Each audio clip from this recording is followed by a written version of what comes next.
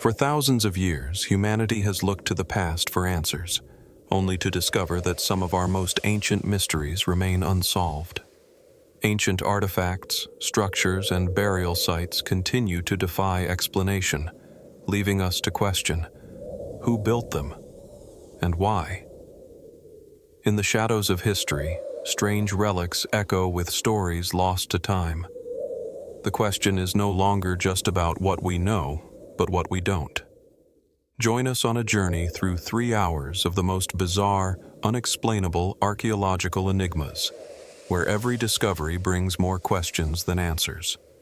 Prepare to have your mind stretched, your assumptions shattered, and your curiosity awakened. This is just the beginning.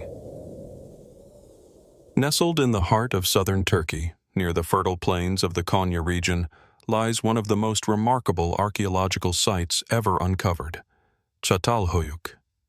This sprawling settlement, dating back to around 7,500 BC, offers an extraordinary glimpse into the lives of early human societies, an intricate maze of mud brick houses that have stood the test of millennia. The site is vast, extending over 13 hectares, a testament to a thriving community that left no written records, only traces of its existence buried deep beneath the earth. At first glance, Çatalhöyük appears as a labyrinth, its houses closely packed together, with no streets or formal pathways between them. To enter the homes, one had to climb ladders, stepping from roof to roof, a practice that seems peculiar to us, but may have held both practical and symbolic significance for the people who lived here. These homes were more than mere shelters. They were places of ritual, of life and death, of creativity and destruction. Inside these homes, the walls were adorned with stunning frescoes, vivid depictions of animals, geometric shapes, and, intriguingly, human figures. Some of these images are so strikingly modern in their abstraction that they seem out of place for a culture so ancient. But it's not just the art that sparks curiosity. There are the skulls, thickly plastered, sometimes adorned with animal horns, other times with intricate paint. Were these human remains once venerated, or were they a more unsettling symbol of something darker? What sets Çatalhöyük apart from other Neolithic settlements is not only its size, but its enigmatic nature. There are no signs of fortifications, no defensive walls, yet evidence suggests this society was not entirely peaceful. Could it be that these people, living so closely together, were both protected and restrained by their own design? Or could there be something even more mysterious at play, some element of their society lost to time that we simply cannot grasp? One of the most puzzling aspects of Çatalhöyük is the recurrent theme of death and the afterlife. Buried beneath the floors of many homes, in tightly packed tombs, lie the remains of those who came before. But these burials are not simple affairs. The bodies were often placed in strange, contorted positions, and many had their skulls removed, perhaps as part of a ritual or symbolic act. Some scholars believe these practices were connected to ancestor worship, suggesting that the dead were not so much buried as preserved, kept close to the living as an integral part of daily life. But then there's the question of the female figurines, dozens of small, stylized statues found throughout the site. With exaggerated features, round hips, large breasts, these figures are thought by some to represent fertility or a goddess, though no one can say for certain. Were they worshipped as divine figures, or were they merely representations of ideals? And then, there's the matter of the ritualistic spaces. In several homes, what appear to be shrines or altars have been uncovered, featuring animal skulls and other objects placed with deliberate care. Were these rituals designed to ensure the community's prosperity, or were they part of something darker? The boundaries between the living and the dead seem blurred here, as though the line between the two was far more fluid in the minds of the people who once inhabited this place. There are also whispers of even stranger theories. Some researchers have speculated that Çatalhöyük's layout, with its complex network of interconnected roofs, might have been more than practical. It could have been a representation of the cosmos itself, a miniature model of the heavens or the underworld. Others suggest that the sheer repetition of certain symbols, the bull's head, the goddess-like figures, might point to a belief system far more complex than we can imagine. Were these people aware of something that we have yet to understand, some deeper cosmic truth hidden in their artwork and architecture? As with many ancient sites, the further we dig, the more questions we uncover. What did the people of Çatalhöyük believe? How did they understand their world? Was it a society driven by ritual, or one that sought to harmonize with forces we may never fully grasp? What was the true significance of their art, their burials, and their strange communal structure? Though the site has been studied for over a century, and many of its secrets have been uncovered, Çatalhöyük still holds much of its mystery in the silence of the earth. Perhaps one day, the answers will come. Or perhaps, in this place where the line between life and death seems to fade, the truth is something that can never truly be known. For now, the riddle remains, waiting for us to look deeper, to listen closer, and to wonder just what it is we are missing. As we leave behind the ancient walls of Çatalhöyük, a site that echoes with the whispers of a forgotten past, we now turn our attention to another enigma hidden in the rugged hills of the Caucasus region. Here, far from the bustling cities of the ancient world, lies a fortress that has baffled historians, archaeologists, and explorers alike for centuries. Abuli Fortress, perched on a remote hilltop in what is now modern-day Georgia, is one of the most mysterious structures ever built, its origins as elusive as the land that surrounds it. At first glance, Abuli appears to be a fortress like any other, a collection of stone walls and towers seemingly designed for defense. But as we delve deeper into the history and the structure itself, it becomes clear that this place is anything but ordinary. The fortress is unlike any other military stronghold of its time, and its purpose remains shrouded in mystery. Abuli sits at an altitude of nearly 2,000 meters, offering a sweeping view of the valley below. From a distance, the fortress seems to emerge from the very rock, its walls blending seamlessly with the natural landscape. The stonework is both precise and formidable, with large blocks of hewn stone interlocked in a way that suggests an advanced understanding of construction techniques, perhaps far more sophisticated than the era in which it was supposedly built. But it is not just the craftsmanship that raises questions. What is perhaps most striking about Abuli Fortress is its layout. Unlike typical fortresses, which follow a straightforward, functional design meant for defense, Abuli's structure is bewilderingly complex. There are no conventional entrances, no clear pathways leading into the heart of the fortress. Instead, the site seems to possess an almost labyrinthine quality, with narrow, winding passages that appear to serve no obvious strategic purpose. This has led some to speculate that Abuli may not have been built purely for military reasons at all. Could it have been a ceremonial or religious site, an ancient place of worship or ritual? The very design of the fortress, its remote location, its complex layout, suggests that it may have held significance beyond that of a mere defensive stronghold. Adding to the intrigue are the remains of what appear to be large, unfinished structures scattered throughout the site. Some researchers believe these may have been intended as grand palaces or temples, yet they were never completed. Why were these ambitious constructions abandoned midway through their creation? Was there a sudden shift in the purpose of the fortress, or did something more catastrophic bring the building process to a halt? There is also the matter of the fortress's age. Most historians agree that Abuli was built sometime around the 9th or 8th century BC during the early Iron Age.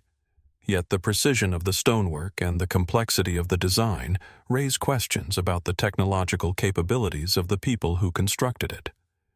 Could the builders of Abuli have possessed knowledge of advanced engineering techniques that were not thought to have existed at that time? Or was this an anomaly in the historical record, an ancient society that pushed the boundaries of what was believed possible? Some have even suggested that Abuli may have connections to a much older, more advanced civilization, one that existed long before the Iron Age societies we are familiar with. The possibility that ancient cultures may have had access to lost technologies or knowledge has long been a subject of fascination, and Abuli Fortress is often cited as a possible example of such an anomaly. Could it be that this place, with its extraordinary construction, is evidence of a forgotten chapter in human history, one that lies hidden beneath the weight of time? There are also theories that place Abuli in the context of an ancient and largely forgotten network of fortresses that once spanned the Caucasus region. These fortresses, many of which remain unexplored or have been destroyed by centuries of conflict, are believed by some to have been part of a larger, unknown civilization. Were these fortresses interconnected, forming a vast and sophisticated defensive network? Or were they independent strongholds, each serving the needs of a local tribe or ruler? It is also worth noting the strategic position of Abuli within the broader geopolitical context of the time.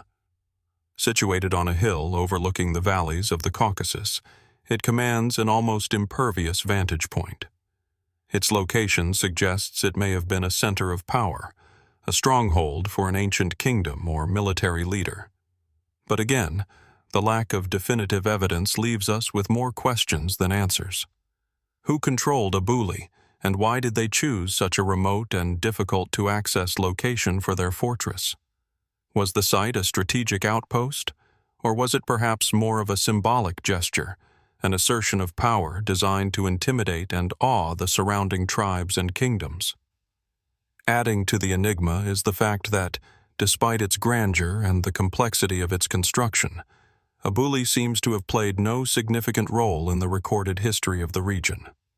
There are no inscriptions, no written records to shed light on its builders or its purpose. The fortress, like so many other ancient ruins, remains mute, its secrets locked away in the stone walls that have withstood the ravages of time. And then there are the rumors, the local legends and myths that have sprung up around the fortress over the centuries.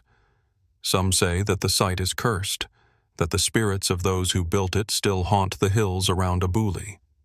Others speak of strange happenings and unexplained phenomena that have occurred in the area, though these tales are often dismissed as superstition. Yet, in the absence of concrete historical records, such stories add a layer of mystique to an already enigmatic place. As with many ancient mysteries, the true purpose of Abuli Fortress may never be fully understood. Is it a remnant of a lost civilization, a relic of an age whose people were more advanced than we have been led to believe? Or is it simply an extraordinary, albeit enigmatic, example of a culture whose history was written not in stone, but in the sands of time? For now, we are left to wonder. What secrets does Abuli still guard beneath its weathered stones? What ancient knowledge, lost to the ages, might yet be waiting to be uncovered? The fortress stands silently, as it has for centuries, its mysteries unfathomable, its story incomplete, an enduring reminder that the past, no matter how deeply we dig, may never fully reveal itself. As we leave the craggy peaks of the Caucasus behind, we turn our attention now to a site nestled in the sun-drenched hills of Sardinia, an island in the Mediterranean that has long been the heart of archaeological intrigue. Here, on a plain near the village of Ozieri, stands a structure that, at first glance, resembles something out of ancient Mesopotamia, yet is wholly unique to this island, Monte de Codi. The site of this enigmatic monument, half buried in the earth, seems to challenge the conventional understanding of ancient construction and ritual. Monte de Codi is a large, stepped platform, its origins dating back to around 2700 BC. The structure itself is imposing, built from large stones arranged into a series of gradually diminishing terraces, culminating in a flat top, once thought to be a temple. Its most striking feature, however, is not simply its size or its form, but the fact that it resembles, at least in its rough outline, the ziggurats of ancient Mesopotamia, which would not have been built for another 1,000 years. How did a people on a distant island come to construct a monument so similar in design to those of the great early civilizations of the Near East? The purpose of Monte de Codi is a subject of heated debate among archaeologists. For many years, it was believed to be a temple or a religious site, possibly a place of worship dedicated to the fertility gods or the sun.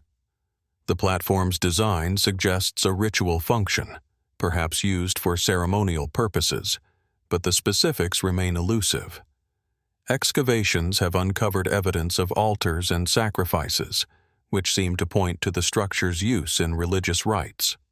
Animal bones, pottery, and other objects have been found at the base, suggesting a connection to offerings or feasts.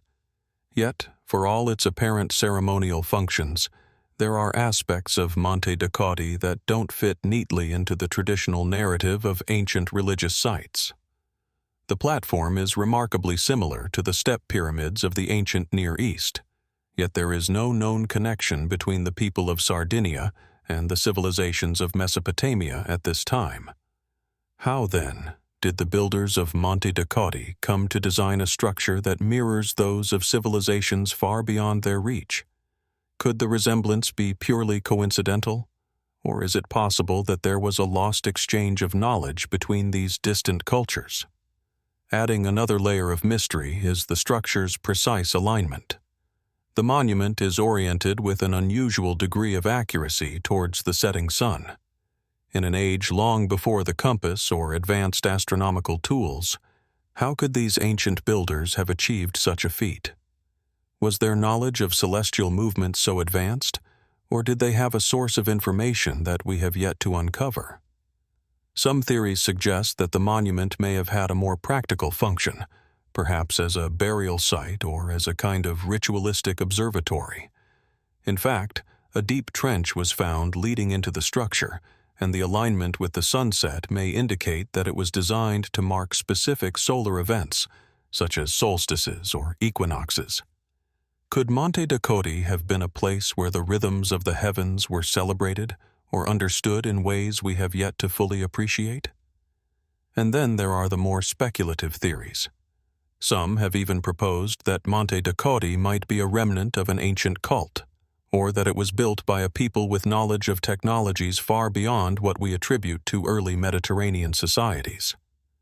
These ideas, though often dismissed by mainstream scholars, continue to fuel the imaginations of those who wonder whether there might be hidden histories to uncover beneath the stone. There are also those who suggest that the site was not merely a place for the living, but for the dead as well. Some researchers have pointed to its terraced structure as potentially symbolic of a journey to the afterlife, a pathway of sorts leading from the mortal world to the divine. In this sense, Monte de Codi could have served not only as a temple, but as a metaphysical bridge between the earthly and the celestial. Could the structure's layout, its shape, and its alignment reflect a deeper cosmological understanding, a belief system based on celestial movements, life cycles, and the connection between heaven and earth? Even the discovery of certain carved stones at the site raises questions. Some of these carvings appear to be abstract, while others seem to depict animals or symbols with unclear meaning. What do these carvings represent, and how do they connect to the rituals that may have been performed here? Are they simple artistic expressions, or do they encode a deeper, more esoteric knowledge that has been lost to time? One of the most intriguing aspects of Monte de Codi is the absence of any definitive written records explaining its construction or use. The builders left behind no inscriptions, no texts, no names to explain their purpose or identity. Instead, we are left with fragments of clues, fragments that suggest a people with a sophisticated understanding of architecture, astronomy, and religion, yet whose story has been lost in the mists of time. Who were they? And what did they believe? Perhaps the most unsettling aspect of Monte de Codi is the way it speaks to the fragility of human history. What we have uncovered, what we can see, may only be the surface of a much larger, much more complex narrative. The builders of this structure left no written history, no detailed accounts of their lives or their motivations. All we have are stones, symbols, and the silent testament of a forgotten era. What secrets lie buried beneath the earth, waiting to be discovered? Monte de Codi, with its alien design and its tantalizing mysteries, stands as a reminder that the past is often far stranger than we imagine. Its true purpose, its origins, and the knowledge it might have once held are all elusive. As we continue to explore the ancient world, one thing remains certain. The more we learn, the more we realize how much there still is to uncover. How many more Monte de Codis lie hidden in plain sight, waiting for the right questions to be asked and the right minds to find the answers? What other ancient wonders, lost to time, might still hold their mysteries within their stones? The search for understanding continues, and with it, the hope that one day the silent voices of the past might speak once more. From the sun-drenched plains of Sardinia, we now move to the highlands of the Iberian Peninsula, where another ancient enigma stands. Here, in the rugged mountains of central Spain, nestled amidst the wild, undisturbed terrain, lies Castro de Ulaca, a fortified hilltop settlement that has long puzzled archaeologists and historians alike. Its sheer location, perched high above the surrounding landscape, offers a commanding view of the valleys below. But it's not just the stunning panoramic vistas that draw attention to this site. It's the mystery that still surrounds its purpose, its inhabitants, and its eventual disappearance. At first glance, Castro de Ulaca looks like many other hill forts built by the ancient Iberian people. Its defensive walls, constructed from large, carefully shaped stones, form a series of concentric rings that climb up the hillside. These stone fortifications are impressive in their own right, suggesting a people with both the skill and the need to defend themselves from invaders. Yet, as with many ancient sites, what seems like a simple military outpost is far from straightforward. Unlike the classic Celtic or Iberian hill forts that are scattered across the region, the structures at Castro de Ulaca have a distinctly enigmatic feel. The construction techniques used here are far more refined than might be expected from the era. Some walls are made with large, precisely cut stones that fit together so perfectly that not even a knife blade could slip between them. These are no crude barricades. These are walls that speak to a certain sophistication in design and engineering. But the site is not only remarkable for its craftsmanship, it is the very layout of the settlement that raises questions. The fort's design is far more complex than most early Iron Age settlements. Inside the walls there are terraces, platforms, and courtyards, some of which appear to be oriented in specific directions, alignments that some researchers suggest may have had a ritualistic purpose. Certain stones have been found to bear strange carvings, symbols that are as puzzling as they are intricate. The carvings, some of which resemble abstract geometric shapes and others that depict stylized human figures, do not match the art styles of neighboring cultures, making it difficult to place them within the broader context of Iberian or Celtic iconography. What do these symbols mean? Are they purely decorative, or do they hold a deeper, more significant meaning? One of the most intriguing aspects of Castro de Ulaca is the presence of what appear to be ritual spaces or sanctuaries within the settlement. Several open-air altars have been uncovered, where evidence of sacrifices, animal bones, and remnants of ritual feasts has been found. But there's something curious about these altars: their positioning. Some are placed in areas that seem to align with the movements of the sun, as if the builders of the site were paying homage to the celestial bodies above. Could it be that the people of Ulaca were not merely defending themselves from enemies, but were also constructing a place of cosmic significance, where the alignment of the heavens and the earth played a key role in their spiritual lives? It's also worth noting that the settlement at Castro de Ulaca was not just a small village. The scale of the fortifications suggests that it was likely the center of a larger cultural or political network. Could it have been the seat of a powerful chiefdom or an important hub in the Iberian tribal system? The fact that the settlement appears to have been abandoned in the 1st century BC at the cusp of Roman expansion adds another layer of mystery. Why was such a well-defended and strategically positioned site deserted? Did the people of Castro de Ulaca willingly leave, or did something more dramatic, like invasion or internal collapse, drive them away?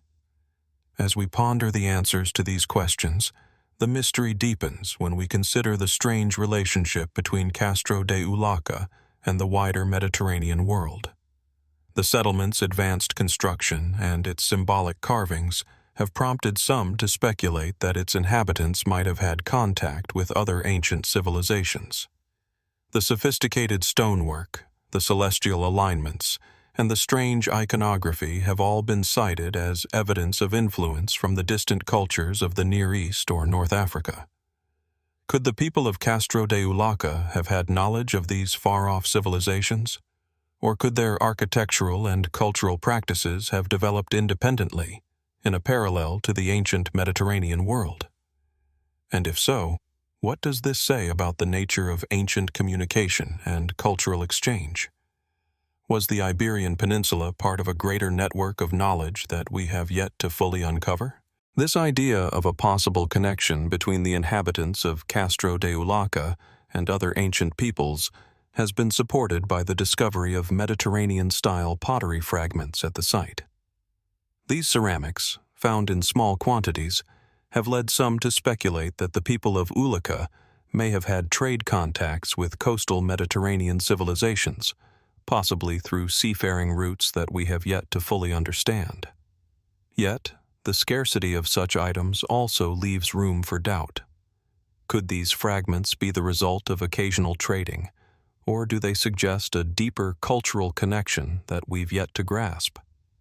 The fact remains that these Mediterranean elements are an anomaly, one that raises more questions than it answers.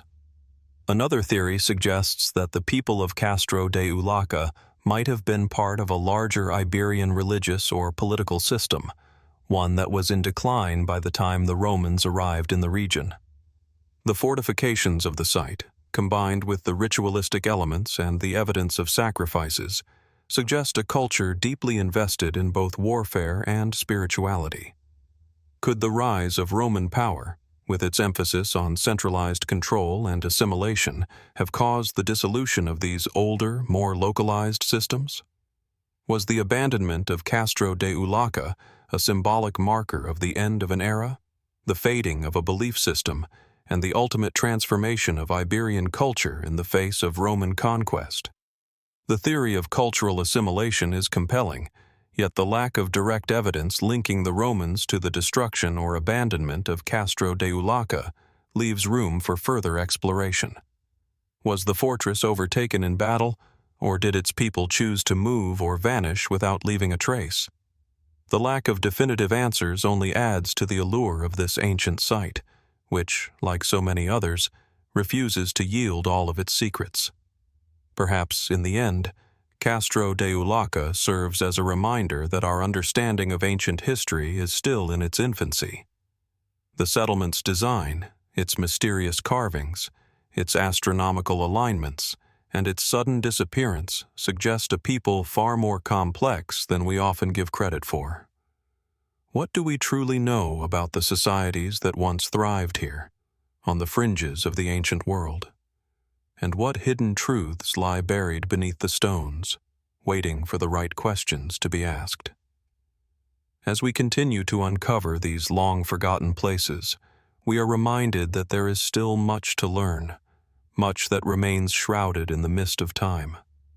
And in places like Castro de Ulaca, where the walls speak in symbols we may never fully decode, we can only wonder, what ancient wisdom is lost to us, locked in the stones of this ancient fortress, and how much more is still out there, waiting to be found? As we continue our journey through the enigmatic remnants of the ancient world, we find ourselves on the island of Minorca, one of the Balearic Islands in the western Mediterranean. Here, tucked among the wind-battered cliffs and grassy hills, lies one of the most captivating and mysterious structures of the prehistoric era, the Naveta des Tudons. Unlike any tomb or burial structure we are accustomed to, this monumental building has long fascinated archaeologists and historians. Its exact purpose, origins, and the identity of its creators remain elusive. The Naveta des Tudons is a megalithic structure, built with large, precisely placed stones that rise like a towering ship's hull in the midst of the island's sparse landscape. Its name, Naveta, is derived from the word navetta, which means small boat in the local language, and indeed, the structure's shape bears a striking resemblance to an upturned boat, with its steep sides gently curving inward toward the apex of the roof. Standing nearly 4 meters tall, it's a formidable structure that commands attention, yet its true function continues to confound even the most seasoned archaeologists. Dating back to around 1000 BC, the Naveta des Tudons is one of the most remarkable examples of the prehistoric Talaiotic culture, a term used to describe the unique architecture and societal traits found on the islands of the western Mediterranean. While the island's numerous stone towers, known as tallas, are also iconic, it is the Navetas that stand out as being particularly mysterious. These structures are often found in groups, spread across the island, but the Naveta des Tudons is the largest and most intact of them all.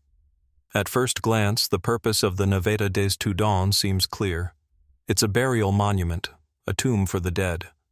And indeed, early excavations uncovered human remains within, suggesting that it was used for burial purposes, much like other megalithic tombs found across Europe.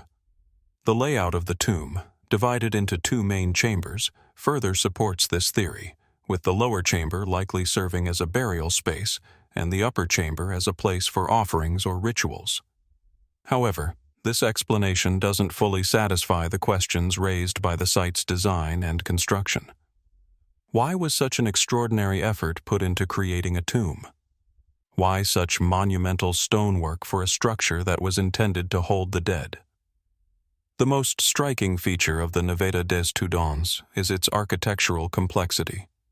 The precision with which the stones are cut and laid, the careful alignment of the structure, and the fact that the tomb is made of large, immovable stones that have stood the test of time all speak to an advanced knowledge of construction. The choice of stone, the shape of the structure, and the placement of the stones suggest a high degree of planning and effort. Effort that raises the question, was this simply a tomb, or was it something more? Some theories suggest that the Naveta des Tudons could have also functioned as a communal gathering place, a site for rituals, or even a focal point for ancestral worship.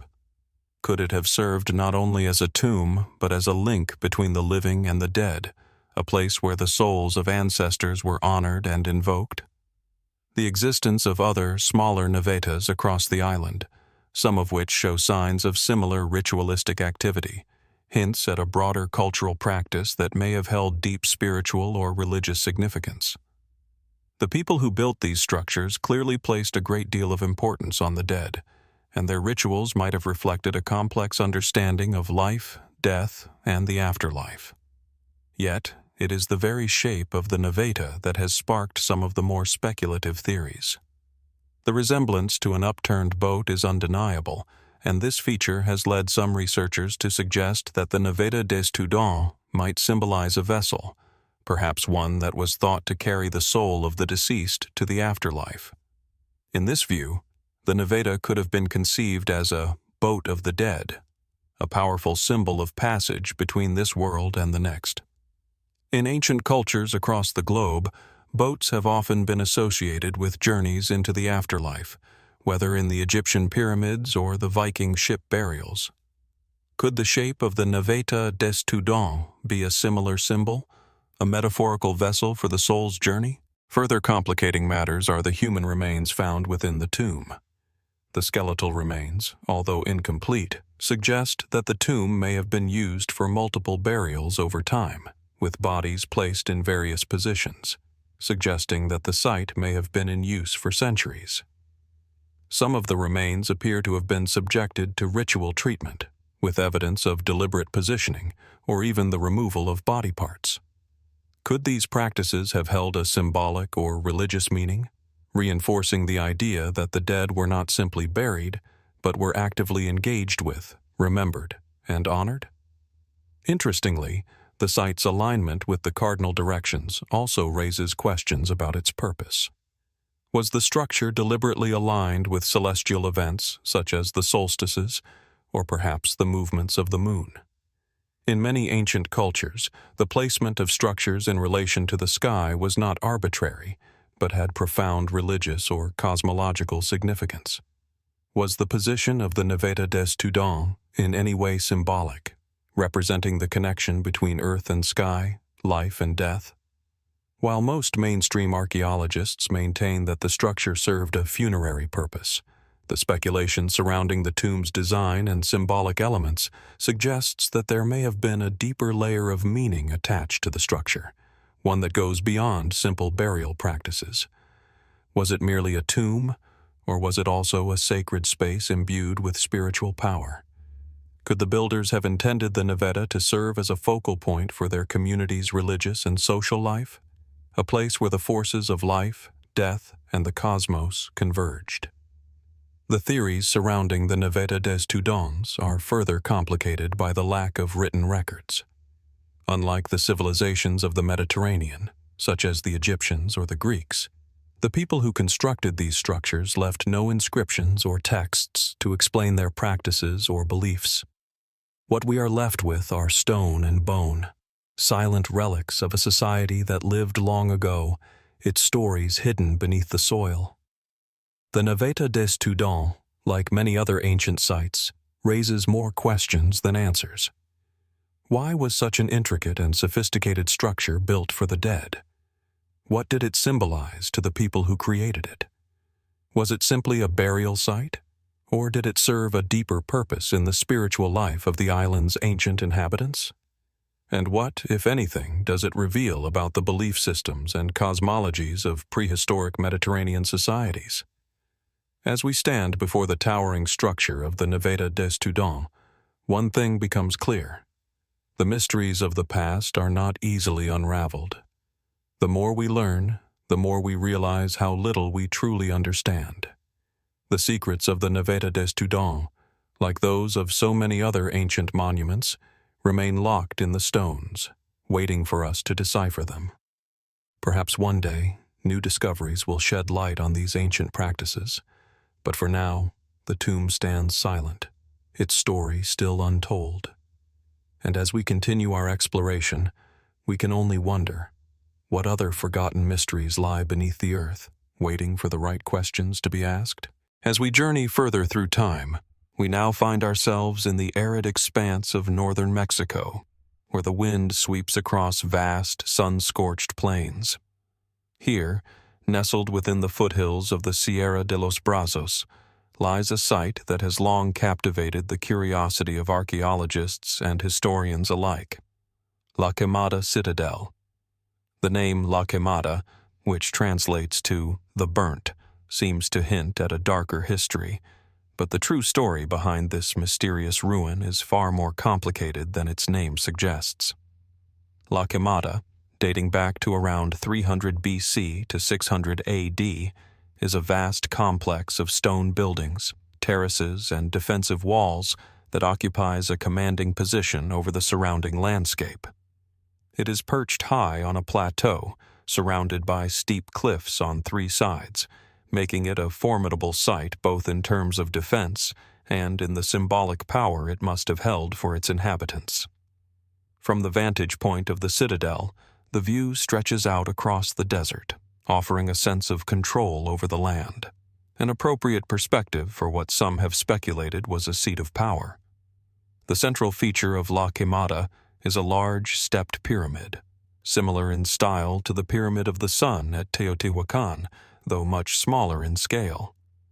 The pyramid dominates the site, casting its long shadow across the expansive plaza below, and hints at the importance of ritual or religious activities in this ancient city. But La Quemada is not merely a place of ceremonial significance. It is a complex urban center with residential structures, open courtyards, and a network of interconnected plazas, all suggesting a society that was both socially and economically advanced for its time. Yet, as impressive as the architecture is, it is the mystery surrounding La Quemada's ultimate purpose and its sudden abandonment that has puzzled researchers.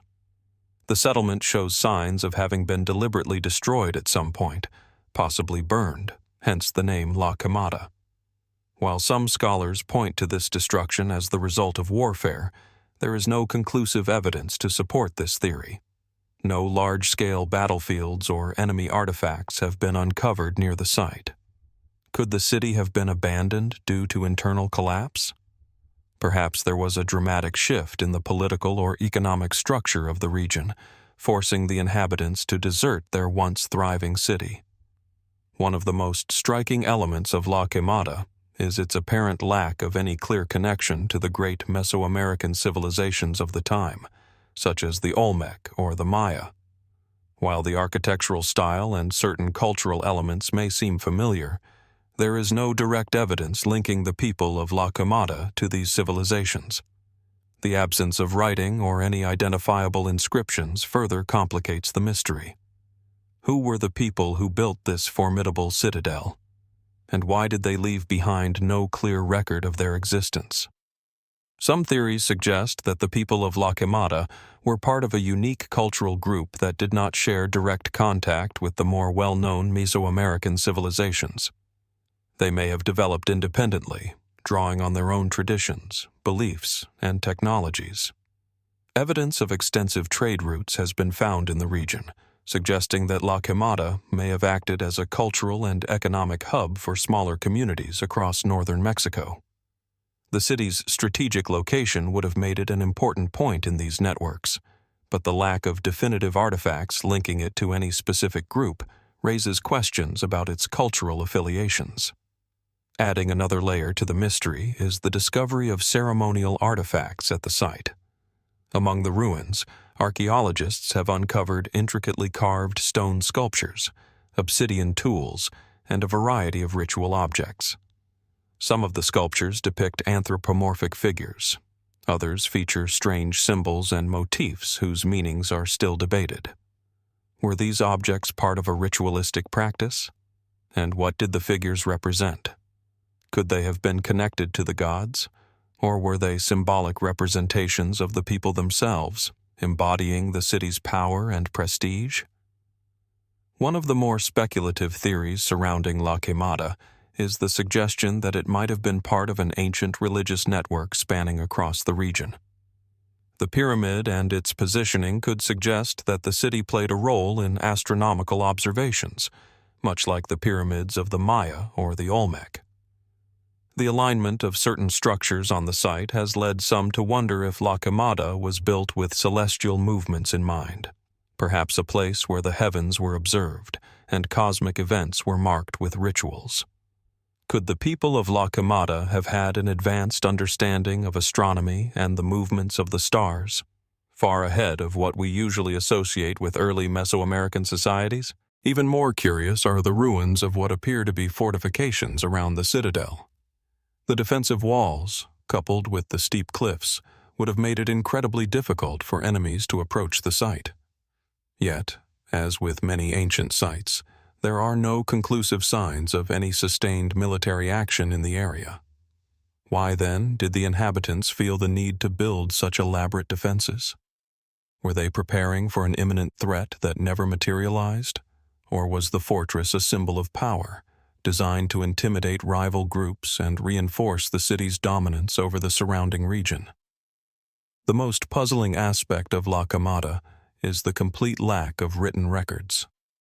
Unlike the Maya or the Zapotec, who left behind detailed inscriptions chronicling their rulers and their achievements, the people of La Quemada left behind no written word.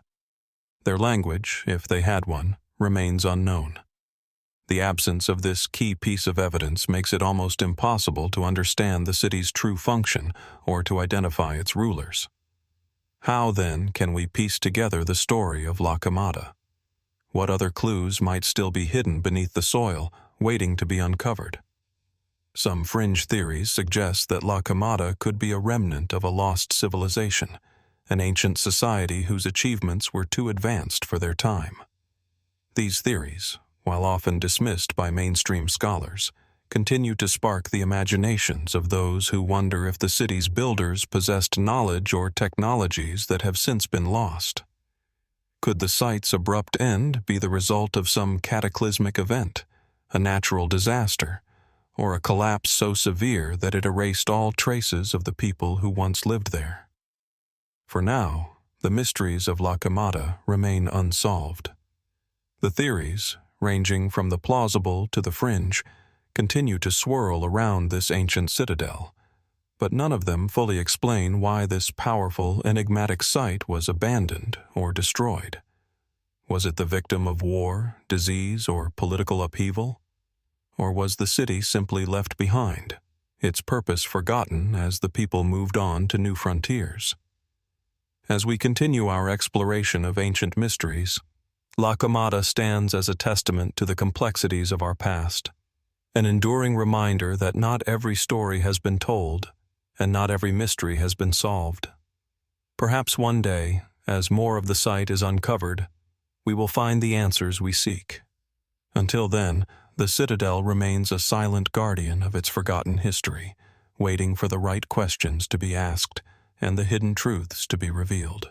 After wandering through the arid landscapes of northern Mexico, we now find ourselves in the southwest United States, where the desert cliffs and canyons of the American Southwest tell a different kind of story, one of survival, mystery, and sudden disappearance. Here, nestled high above the valley floor, are the breathtaking cliff dwellings of the Anasazi, also known as the ancient Puebloans. These enigmatic homes, built into the sheer rock faces of canyons, have fascinated archaeologists, historians, and explorers for centuries. Yet, as we stand before them, one question remains. What compelled these ancient peoples to build their homes in such remote, precarious locations, and why did they eventually vanish? The cliff dwellings, most famously found in places like Cliff Palace at Mesa Verde and the intricate structures of Bandelier National Monument, are awe-inspiring feats of engineering. Constructed from sandstone, adobe, and wood, the buildings seem to blend seamlessly into the surrounding cliffs, with their multi-story structures perched on ledges high above the valley floor. Some of these dwellings are small, consisting of a handful of rooms, while others are sprawling complexes, complete with ceremonial kivas, storage spaces, and living areas. The skill required to build these homes in such inaccessible locations is remarkable, suggesting a society with advanced knowledge of construction and the natural landscape. The cliff dwellings' strategic positions, often located in places that are only accessible by narrow ledges or wooden ladders, immediately suggest a need for defense. Was this an intentional choice to protect the inhabitants from potential threats? Some scholars believe that the Anasazi built their homes in these difficult-to-reach locations as a defensive measure, seeking refuge from hostile groups. Yet, despite their impressive fortifications and high ground, there is little evidence to suggest large-scale conflict or warfare during the Anasazi period. So, if defense was a primary motivation, who were they defending themselves from? While the defensive theory makes sense given the landscape, other interpretations challenge this idea. Was the location of these cliff dwellings purely practical, or did it hold deeper, more spiritual significance? Could the Anasazi have chosen these sites not for protection, but because they believed the cliffs were sacred places, offering a connection to the heavens or the underworld?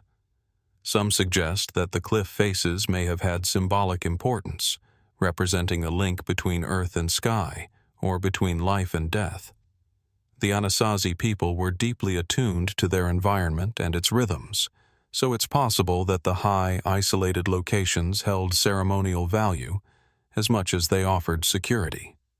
Further complicating the picture is the mystery of the Anasazi's sudden disappearance.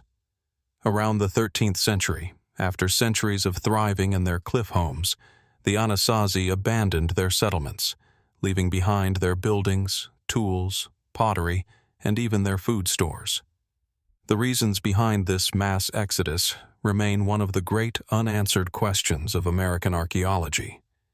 Did they simply move on to new locations in search of better resources? Was there a catastrophic event, such as a prolonged drought, famine, or natural disaster, that forced them to leave their ancestral homes? Or did social, cultural, or political factors play a role in their sudden departure? The most widely accepted explanation is the prolonged drought theory. In the centuries leading up to the Anasazi's disappearance, the region experienced periods of severe drought, which would have placed immense pressure on their agricultural practices. The Anasazi relied heavily on farming, growing crops such as corn, beans, and squash, which would have been devastated by a lack of water. As the climate became less predictable and the resources in the area began to dwindle, it's plausible that the Anasazi were forced to leave in search of more reliable water sources.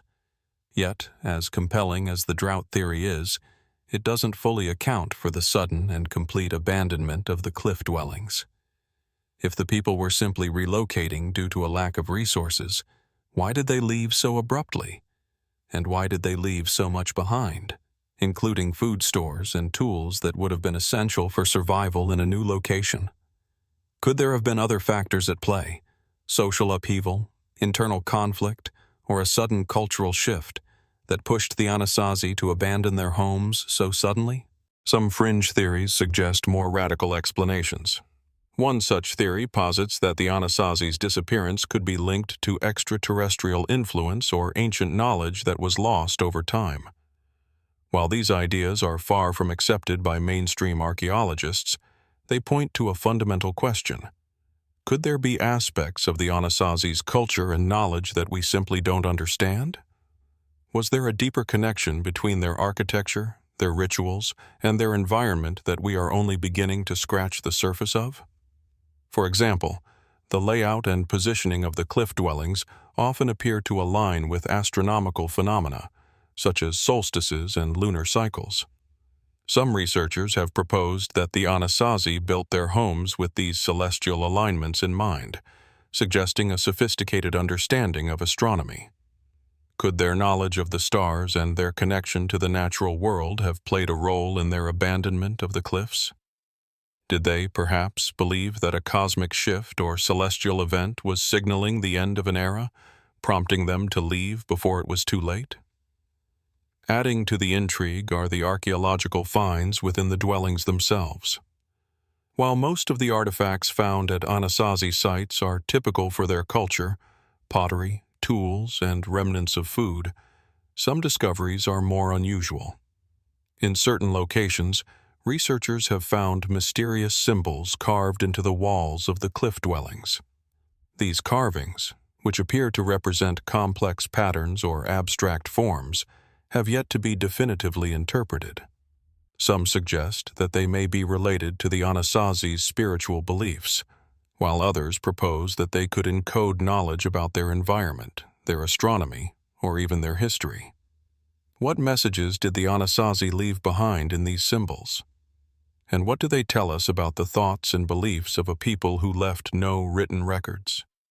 Despite the many theories, the truth behind the Anasazi's disappearance and their cliff dwellings remains elusive. The beauty and grandeur of their constructions are a testament to their ingenuity, but they are also a reminder of how little we truly know about the people who created them.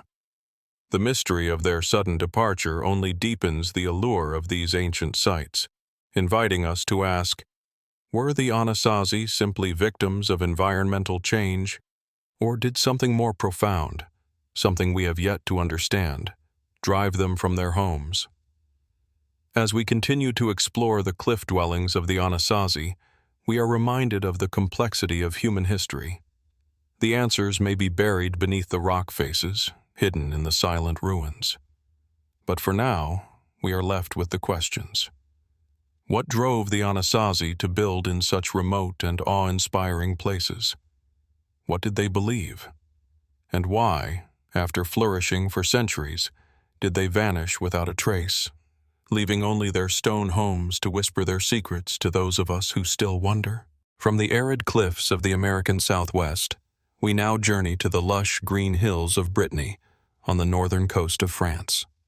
Here, among the ancient stone circles and megalithic structures that dot the landscape, lies one of the most intriguing and enigmatic archaeological sites in Europe, the Kercado Passage Grave. Tucked away in a quiet corner of the Morbihan region, this tomb, part of a larger group of megalithic structures known as the Cairn of Kercado, offers a glimpse into a time long past. But even as its stones stand tall against the test of time, they remain steadfastly silent, holding secrets that have yet to be fully unraveled. At first glance, the Kercado Passage Grave appears deceptively simple, a small rectangular structure made of large stones, with a narrow passage leading into its interior. But as one ventures closer, the complexity of the site begins to reveal itself. The stones that make up the passage grave are meticulously arranged, each carefully selected and placed with precision. Some of the stones are adorned with intricate carvings, faint but discernible, suggesting that the people who built the site were not just skilled builders, but also deeply attuned to symbols and meaning. The Kercado Passage Grave is a type of megalithic burial site known as a cairn, a large mound of earth and stones that often conceals a burial chamber. These types of structures were common in Neolithic Europe, dating back to around 4000 BC. The passage grave is part of a broader tradition of tombs and burial practices that span much of the British Isles and Western Europe. The people who constructed these monuments were part of a society that placed great importance on death, the afterlife, and the passage of time. What makes Kercado particularly fascinating, however, is the site's unusual positioning and alignment. The passage grave is oriented in a way that seems to correspond to the movements of the sun. On certain days of the year, the first rays of light from the rising sun pour into the entrance of the tomb, illuminating the passageway and bathing the interior in a soft, golden glow. This alignment suggests a level of astronomical knowledge and foresight that seems to transcend the capabilities of a culture we often think of as primitive. Could this precise alignment have held spiritual or religious significance, marking the transition between life and death, or the cycle of seasons? The question of why the Kercado Passage Grave was built in such a way is just one of many mysteries surrounding the site. Archaeologists agree that the people who constructed the tomb likely believed that the afterlife was a journey that required careful preparation, and this is reflected in the grandeur and precision of the tomb itself. But as with many other megalithic sites, the deeper meaning of the structure remains elusive. Inside the tomb, archaeologists have found evidence of multiple burials, though the remains are often incomplete or disturbed. Some of the remains suggest that the tomb was used for generations, with different individuals being interred over time. These burials likely represent members of an elite or important family, suggesting that the tomb may have served as a communal burial place for a specific group or clan. But despite this evidence of repeated use, there are no inscriptions or other written records to tell us about the people who built the tomb or the rituals they practiced. What did these people believe about life after death? What kinds of ceremonies or rites of passage took place inside the tomb? One of the most compelling features of the Kercado Passage Grave is the faint but noticeable carvings on some of the stones. These markings, which resemble spirals, cup marks, and other geometric patterns, have been a source of much speculation. Some scholars believe that the carvings may have had a symbolic or ritualistic significance, possibly connected to the cycles of the moon or the stars. In many ancient cultures, spirals and circular motifs were associated with the idea of eternity, the cosmos, and the continuous flow of life. Could these symbols be a representation of the passage of time, the eternal return of the seasons, or the journey of the soul after death? However, while the carvings are striking, they have yet to be fully understood. The exact purpose of the markings, whether they were meant to represent spiritual beliefs, astronomical phenomena, or something else entirely, remains unknown. What knowledge or worldview did the people of Kercado have, and how did they express it through these symbols? Were these carvings meant to communicate with the gods, or were they a form of personal expression or record-keeping? The lack of written language only deepens the mystery, leaving us to wonder if these carvings hold a key to understanding a long-forgotten belief system. Adding to the mystery is the fact that, despite the elaborate construction of the tomb, there is no evidence to suggest that the site was ever used for any other purpose beyond burial. Unlike some of the other megalithic structures in Brittany, such as the famous alignments at Karnak, which may have been used for ceremonial or astronomical purposes, Kercado seems to have been dedicated solely to death and the afterlife. Why, then, was so much effort put into constructing such a monumental and complex site? Was it merely a place for the dead, or did it serve as a focal point for the community, a place where the living could connect with the dead through rituals or offerings? Or perhaps, as some have suggested, it was meant to house the remains of individuals who were believed to have had special significance, chiefs, priests, or other important figures, whose spirits would continue to influence the living after their death. The questions surrounding the Kercado Passage grave are not easily answered, and the theories about its purpose and significance vary widely. Some believe that the site was part of a broader religious or cosmological tradition, linked to the movements of the stars or the cycles of the sun. Others suggest that it may have been a center of power for a specific tribe or family, where important individuals were interred with great ceremony. Still others speculate that the site may have been used for more personal, individual burials, with each tomb serving as a way to honor the dead and maintain a connection to the ancestors. Perhaps the most intriguing aspect of Kercado is the mystery that surrounds its eventual abandonment. As with many other ancient sites, the people who built the passage grave left no written record to explain why they stopped using it or what happened to the culture that created it. Did they move on to other areas, abandoning the site in favor of new locations? Or did the rituals and beliefs that gave the site its significance simply fade away, replaced by new practices or new people? The absence of a clear explanation only deepens the mystery of Kercado, leaving us to wonder if there are other hidden factors at play, factors that may yet be uncovered by future research. As we stand before the Kercado Passage grave, surrounded by the quiet stone walls and the soft rolling hills of Brittany, we are left with more questions than answers. The grave, with its precise construction, its mysterious carvings, and its enigmatic alignment with the sun, continues to hold its secrets. Was it merely a burial site, or did it serve a far more profound spiritual or cultural purpose? What were the beliefs and rituals of the people who built it, and how did they view the world beyond death? The stones remain silent, but they still speak to us in ways we cannot yet fully comprehend.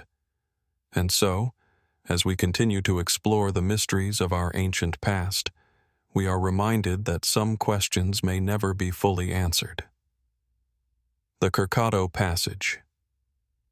Grave, like so many other megalithic sites, may hold the keys to understanding the spiritual and cultural practices of a long-lost civilization. But only time and further discovery will reveal what lies beneath the surface, waiting to be uncovered. From the sun-drenched hills of Brittany, we now move to the rugged, windswept landscapes of Scotland's northeast, where the ancient past lingers amidst the stones and earth. Here, nestled on a secluded hill in the Grampian Mountains, stands the mysterious Dunnideer Hillfort. Towering above the surrounding countryside, the site offers a commanding view of the valley below, a vantage point that speaks to its strategic importance. Yet, the more we learn about Dunnideer, the more questions arise. leaving us with a sense of awe and curiosity about the people who once inhabited this enigmatic fortress.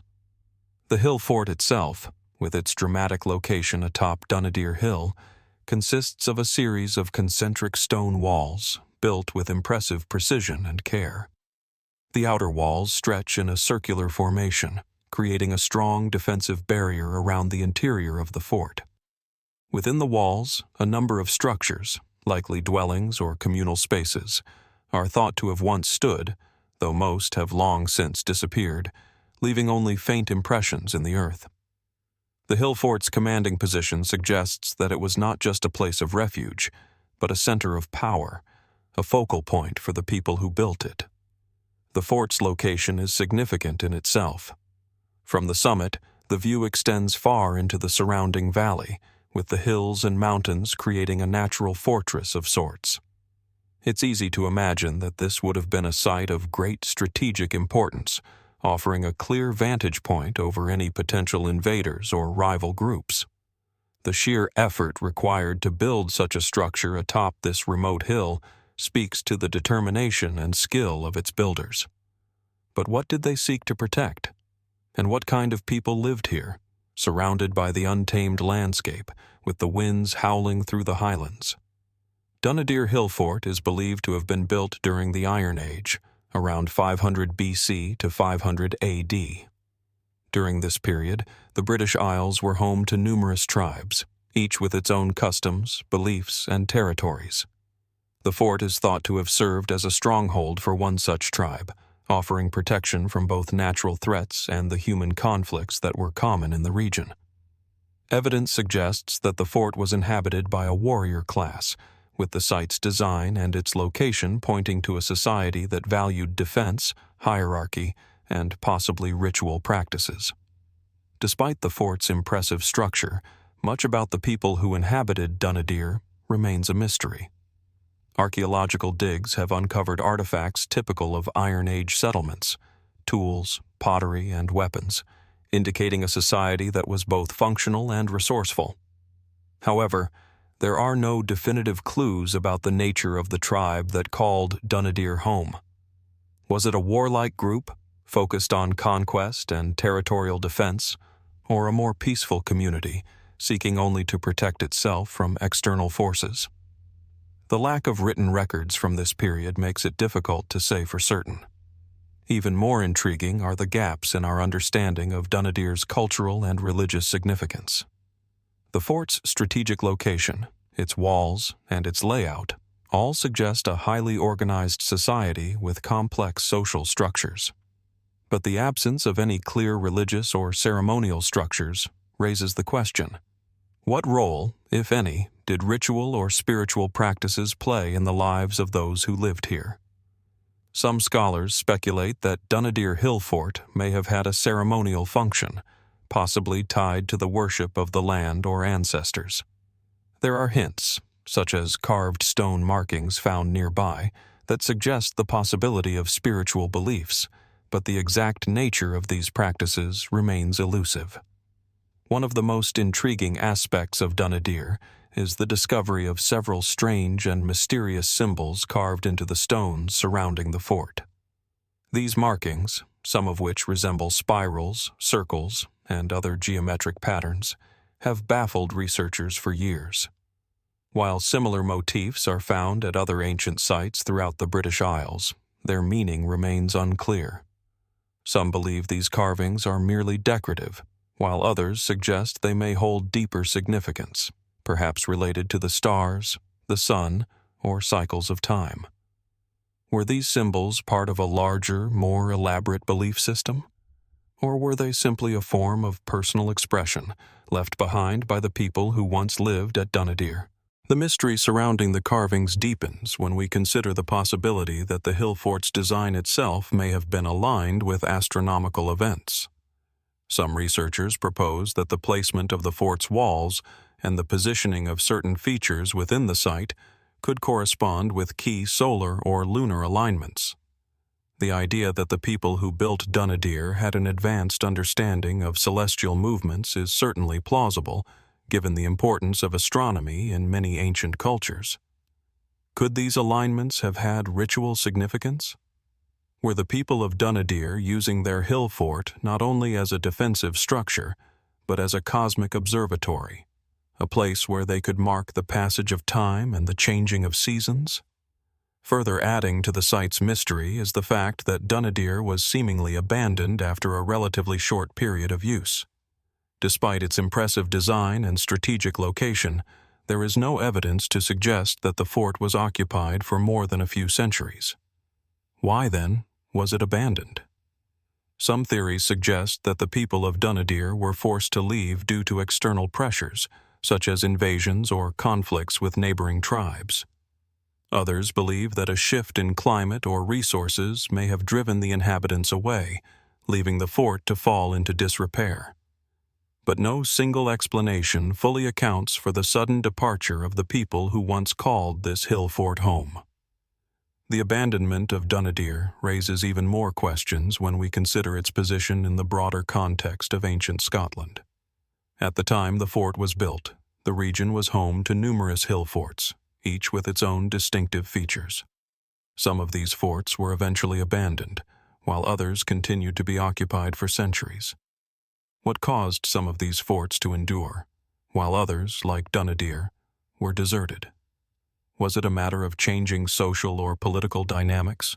Or was there some other factor, perhaps environmental or cultural, that led to the eventual decline of Dunnideer? Despite the wealth of archaeological findings, much about Dunnideer Hillfort remains speculative. Could the site's strange carvings and its precise layout hint at a lost belief system, one that intertwined the spiritual and the practical? What role did astronomy play in the lives of the people who built it? And what was the true reason for the fort's abandonment? Was it external conflict, environmental factors, or something more mysterious?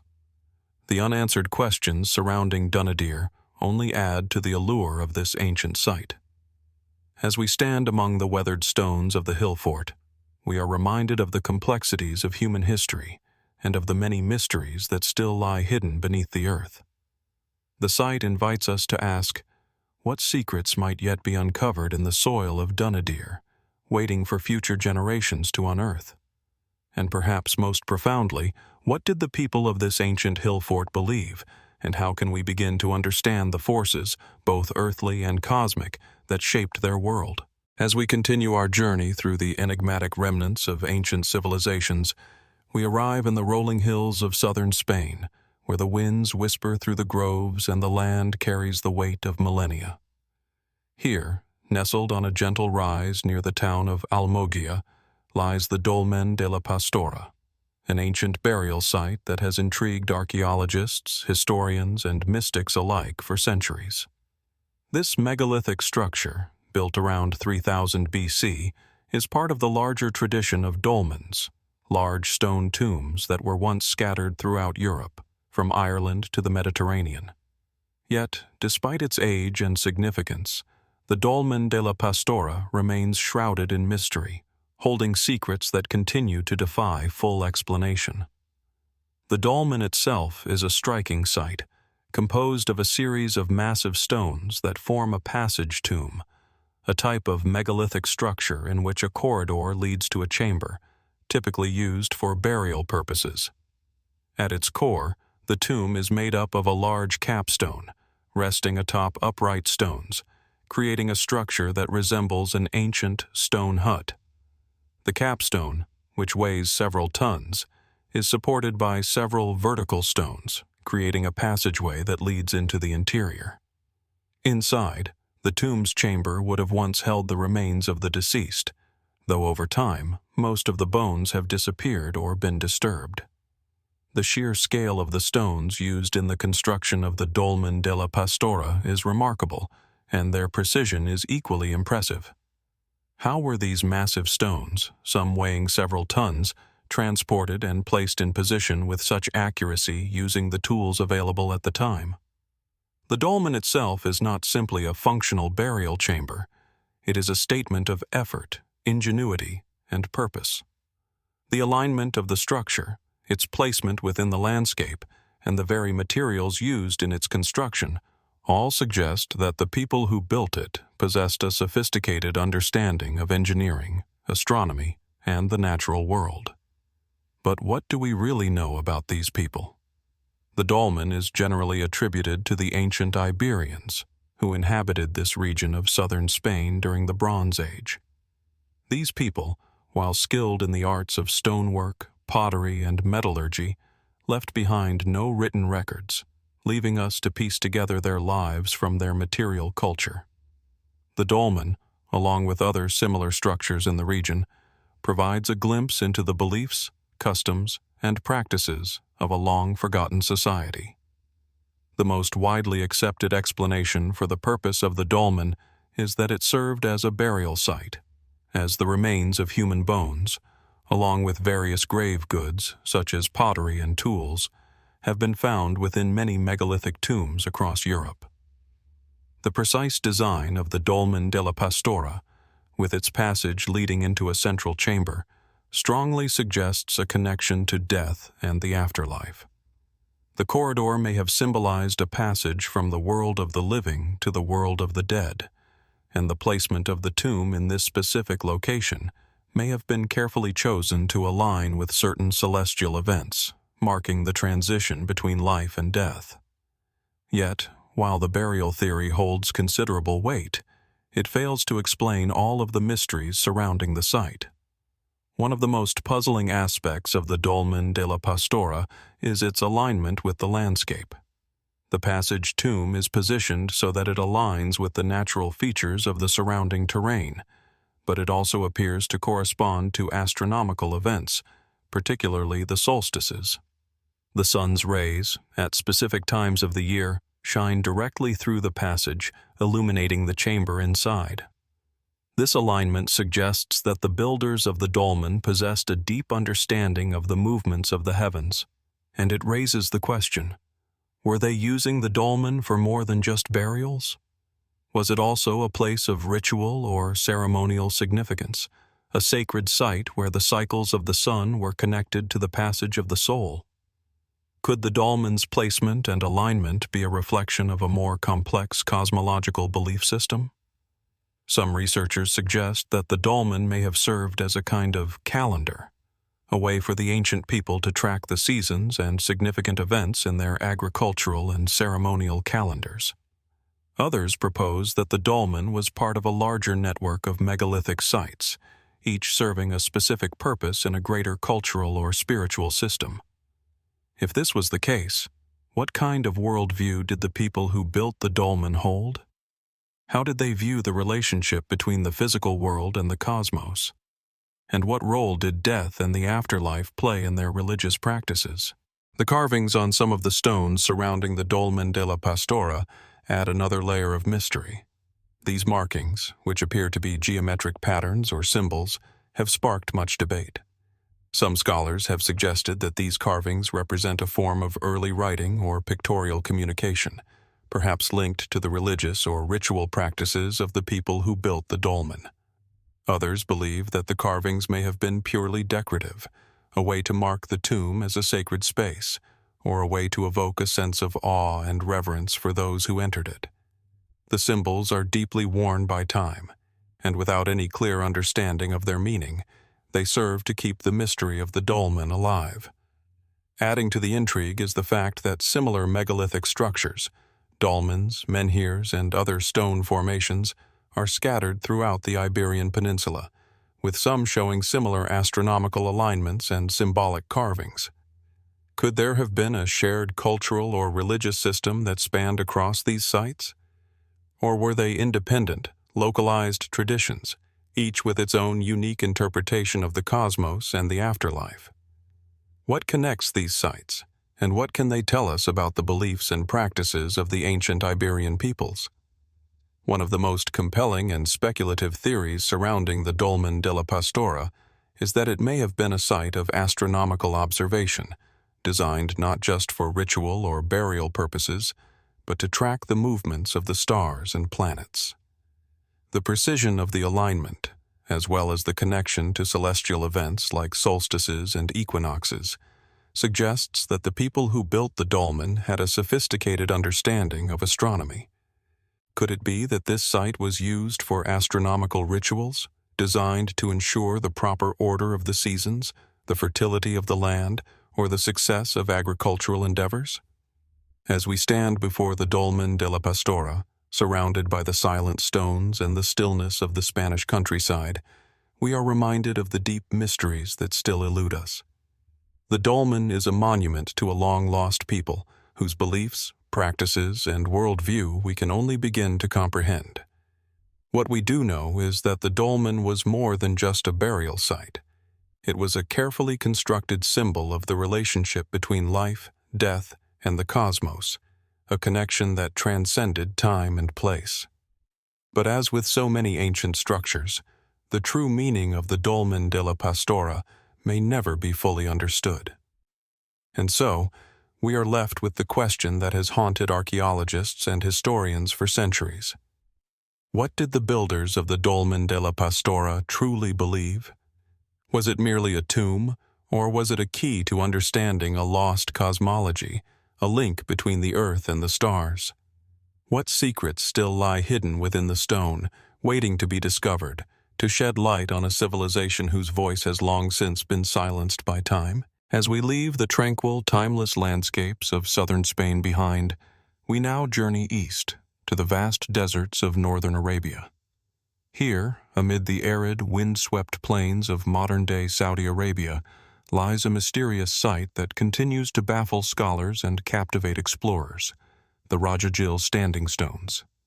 Situated in the Al-Jawf region, a stretch of land far removed from the usual circles of ancient civilization, the site offers a glimpse into a forgotten chapter of human history.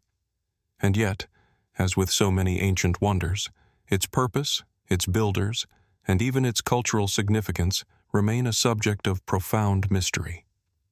The Rajajil site is a curious arrangement of upright stone pillars, some towering as high as 2 meters, forming rows and clusters that spread across the desert landscape.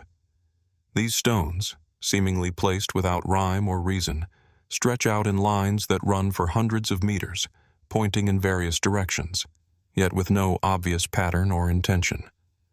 Some appear weathered by centuries of desert winds, while others remain surprisingly intact, their surfaces bearing faint engravings that hint at a hidden language or a forgotten ritual. It is a landscape of both permanence and fragility, a juxtaposition that raises more questions than answers. The stones themselves are not the only unusual feature of Rajajil. Their precise placement, as well as their spatial arrangement across such a vast area, suggests a deliberate design. However, to this day, no consensus has been reached about the purpose of the site. Archaeologists have long puzzled over its meaning, with some suggesting that the site could have been a ceremonial or religious space, while others believe it may have served as an astronomical observatory or a kind of ancient calendar. The lack of written records or clear inscriptions only deepens the mystery, leaving us to wonder, what was the significance of these stones to the people who placed them here? Most scholars agree that the site dates back to around 3000 BC, a time when the Arabian Peninsula was home to a diverse range of cultures. The people who built the Rajajil Standing Stones likely lived in a semi-nomadic society, relying on the rhythms of the desert to guide their movements. Yet, despite the apparent simplicity of their lifestyle, these people possessed a remarkable understanding of the land and its cycles. The construction of the stones, with their deliberate placement and alignment, suggests a deep connection to the forces of nature and the cosmos, an understanding that seems to transcend the everyday concerns of survival. Some researchers believe that the stones were part of a larger cultural or religious practice, perhaps connected to the worship of the elements or celestial bodies. The alignment of the stones may have been linked to the rising and setting of certain stars or constellations, much like the ancient Egyptians' alignment of the Great Pyramids with the stars of Orion. Could these pillars have been markers of time or space, used by early desert societies to track the movements of the sun, moon, or stars? The idea of celestial worship, or the use of monuments to mark significant astronomical events, is common across many ancient cultures. Yet, despite the compelling evidence, we have no direct understanding of the religious or cultural beliefs of the people who created Rajajil. Were these stones used in ritual sacrifice, astronomical observation, or something else entirely? Adding to the mystery is the peculiar way the stones seem to be arranged. Some stand in neat rows, while others form more erratic patterns, as though they were placed without any particular order. This raises the question, were the stones part of a larger complex that has since been lost to time? Or were they meant to convey some deeper symbolic meaning, with each stone standing as a marker for an event, a season, or even an individual? The varying sizes and shapes of the stones suggest that there may have been some degree of social or ceremonial hierarchy involved in their placement. Were certain stones reserved for important individuals, or did the stones represent different aspects of life in ancient Arabian society? Interestingly, the stones at Rajajil are not the only megalithic structures in the region. Similar sites, though fewer in number, have been found scattered throughout the Arabian Peninsula, from the vast deserts of Saudi Arabia to the rocky terrain of Jordan. These structures suggest that the practice of erecting large stone pillars or formations was not isolated to one area, but rather part of a wider cultural tradition that spread across the desert. Some scholars believe these sites could have been part of a vast, interconnected network of sacred places, possibly linked by trade routes or migratory patterns. Could these stones have served as waypoints, guiding travelers through the harsh desert, marking important locations along ancient trade routes? The lack of written records at Rajajil further complicates efforts to understand the site. Unlike the well-documented stone circles of Europe or the grand monuments of Egypt, Rajajil offers no inscriptions, no carvings, and no direct clues as to the identity of its builders. This absence of text has led some researchers to speculate that the people who created the site may have been in the early stages of developing writing systems, or perhaps had a form of communication that did not rely on written language. Could the arrangement of the stones themselves have been a form of symbolic communication, a system of language embedded in the landscape itself? Other theories, more fringe in nature, suggest that the Rajajil site could have served a more enigmatic purpose, perhaps as an ancient site of contact with extraterrestrial beings. This idea, though highly speculative, arises from the striking, almost alien nature of the stone formations. The precise alignment of the pillars, the seemingly random distribution of the stones, and the absence of clear, human explanation have led some to entertain the possibility of otherworldly involvement. While there is no evidence to support this theory, the idea speaks to a larger fascination with the unknown and the unexplainable. As we stand before the Rajajil standing stones, we are confronted by a profound silence, a silence that stretches back thousands of years, waiting for an answer to the questions it has held for so long. Was this site a place of ceremonial importance, a monument to the cosmos, or a simple marker for travelers navigating the vast desert? The answers to these questions may lie beneath the sand, in the stones themselves, or in the distant memories of a civilization that has long since disappeared. Perhaps the most haunting aspect of Rajajil is its enduring mystery. No matter how many theories we propose, no matter how many excavations are carried out, the true purpose of the site remains elusive. Was it a symbol of connection to the heavens, a guide for those who traversed the harsh desert, or a place of worship for a lost people? The Rajajil standing stones offer no answers. Yet, in their silence, they ask us to look deeper, to consider the possibility that there are still pieces of our past that remain hidden, waiting for us to uncover. What knowledge, what beliefs, what history might still lie buried beneath the dust of centuries, waiting for a new generation to uncover? In the shadows of the stones, the questions persist. as elusive and eternal as the desert itself. As the sun dips low over the vast plains of southern Portugal, the landscape seems to carry the weight of centuries, its quiet hills and meadows whispering stories of long-forgotten peoples. Nestled among these ancient hills, just outside the town of Evora, stands a monument that has captivated archaeologists and mystics alike for millennia, the dolmen of Anta Grande do Zambujeiro. This megalithic structure, with its imposing stone pillars and intricate design, serves as a silent witness to a distant past that remains as mysterious as the stones themselves. The dolmen, dating back to around 4000 BC, is one of the largest and most well-preserved megalithic tombs in the Iberian Peninsula. Composed of a series of massive stone slabs, the structure forms a long, narrow passage that leads to a central chamber, once used for burial. The capstone, which rests atop the dolmen, weighs an astonishing 30 tons, an architectural feat that speaks to the advanced skills of the ancient builders. The tomb is surrounded by a ring of large stones, some still standing, others fallen, creating a dramatic, otherworldly silhouette against the horizon. It is as though the dolmen, despite its age, continues to reach out to us from another time, beckoning us to understand its secrets.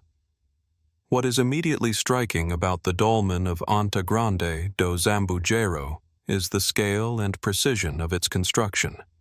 The stones, some of which are as large as 5 meters in length, are carefully arranged, creating a passageway that seems almost designed to guide those who enter toward some greater purpose. The meticulous alignment of the stones suggests that the builders had a sophisticated understanding of geometry and engineering. But why go to such effort? Was the dolmen simply a burial place, or was it something more? An architectural statement, a celestial observatory, or a sacred site designed to link the earth with the heavens? Archaeologists generally agree that the dolmen served as a tomb, as the burial of the dead was a central ritual in many ancient cultures. The people who constructed these megalithic tombs were likely part of a pre-Celtic society, one that existed during the Neolithic period, a time when early agricultural communities began to flourish across Europe. The dolmen was likely used as a communal burial site, where the dead were placed inside the chamber, perhaps accompanied by offerings and grave goods. Yet, as with many ancient burial sites, the dolmen of Anta Grande do Zambujeiro offers no definitive answers. Though excavations have uncovered pottery fragments and human remains, the precise nature of the rituals performed here remains a subject of speculation. What makes the dolmen of Anta Grande do Zambujeiro particularly intriguing is its sheer size and the manner in which it fits into the surrounding landscape. The alignment of the stones, particularly the large, flat capstone, appears to follow a specific axis, suggesting that the tomb was carefully placed to correspond with celestial events. Some researchers believe that the tomb may have been used to mark the solstices, with the light of the sun casting specific shadows on the stones during certain times of the year. Was this an observatory of sorts, designed not just for burial, but to align with the cycles of the sun and moon? Was the dolmen a place where the dead were honored as part of a larger cosmic order, one that linked the earth to the heavens? The question of astronomical significance is not easily dismissed. The people who built the dolmen would have been keenly attuned to the natural world around them. Their lives were shaped by the seasons, the movements of the stars, and the cycles of the sun and moon. As with other megalithic sites across Europe, such as Stonehenge or Newgrange, the alignment of the dolmen could indicate a profound understanding of these natural rhythms. Some have even suggested that the dolmen may have been part of an ancient network of stone structures that served as astronomical markers, guiding early societies through the landscape and helping them keep track of important dates. But the mystery does not end with the alignment of the stones. A deeper puzzle lies in the relationship between the dolmen and the larger cultural context of the region. The people who constructed the dolmen of Anta Grande do Zambujeiro left no written records, and so we must rely on the artifacts and structures they left behind to piece together their story. What we know is that this was a time of great cultural change, a period when early humans were transitioning from a nomadic lifestyle to settled agricultural communities. But what did they believe, and how did they understand the world around them? Some scholars have speculated that the dolmen's creators may have believed in an afterlife, and that the burial rituals were intended to ensure the safe passage of the soul to another realm. This would not be unusual, as many ancient cultures across the world believed in a journey after death, often linked to the celestial or the divine. The elaborate construction of the dolmen may have been a way to honor the dead, ensuring that they were placed in a sacred space that would facilitate their transition to the afterlife. Were the stones a metaphorical pathway to another world? Were they seen as the physical manifestation of a spiritual journey? Others propose a more speculative theory, that the dolmen was part of a larger religious or cultural complex, one that linked a number of megalithic structures across the region. Some scholars have even suggested that the dolmen could have been a site for initiatory rituals, where individuals underwent spiritual or social rites of passage. Could the structure have been used for communal ceremonies that linked the living and the dead, or perhaps the living and the divine? The purpose of such rituals is still largely unknown, but the very existence of the dolmen, so carefully constructed and placed, suggests a deep cultural meaning, one that transcends the simple act of burial. Another intriguing aspect of the dolmen of Anta Grande do Zambujeiro is the symbolism that may be embedded within the stones themselves. Carvings or markings, if they exist, could provide clues to the beliefs and practices of the people who constructed the dolmen. Yet, no clear inscriptions or symbols have been discovered at the site. This raises the question: was there a symbolic system used by the builders, one that was never meant to be deciphered by future generations, or did the structure itself serve as the symbol? Could the very shape of the dolmen, with its large, imposing stones and its narrow passage, have been a representation of something beyond the physical, an embodiment of the journey from life to death, or from the earthly to the divine? As we stand before the dolmen of Anta Grande do Zambujeiro, with the rolling hills stretching out before us and the quiet hum of the land filling the air, we are confronted with a monument to something greater, something beyond our understanding. The dolmen is not just a tomb, nor simply a relic of a lost culture. It is a testament to the power of belief, to the desire to mark the passage of time and of life itself. Yet, as we ponder the purpose of this remarkable structure, we are left with more questions than answers. What did the builders of the dolmen believe? Were they seeking to align themselves with the heavens, to honor the dead, or to mark the passage of time? Why go to such lengths to construct such an imposing structure in this quiet corner of the world?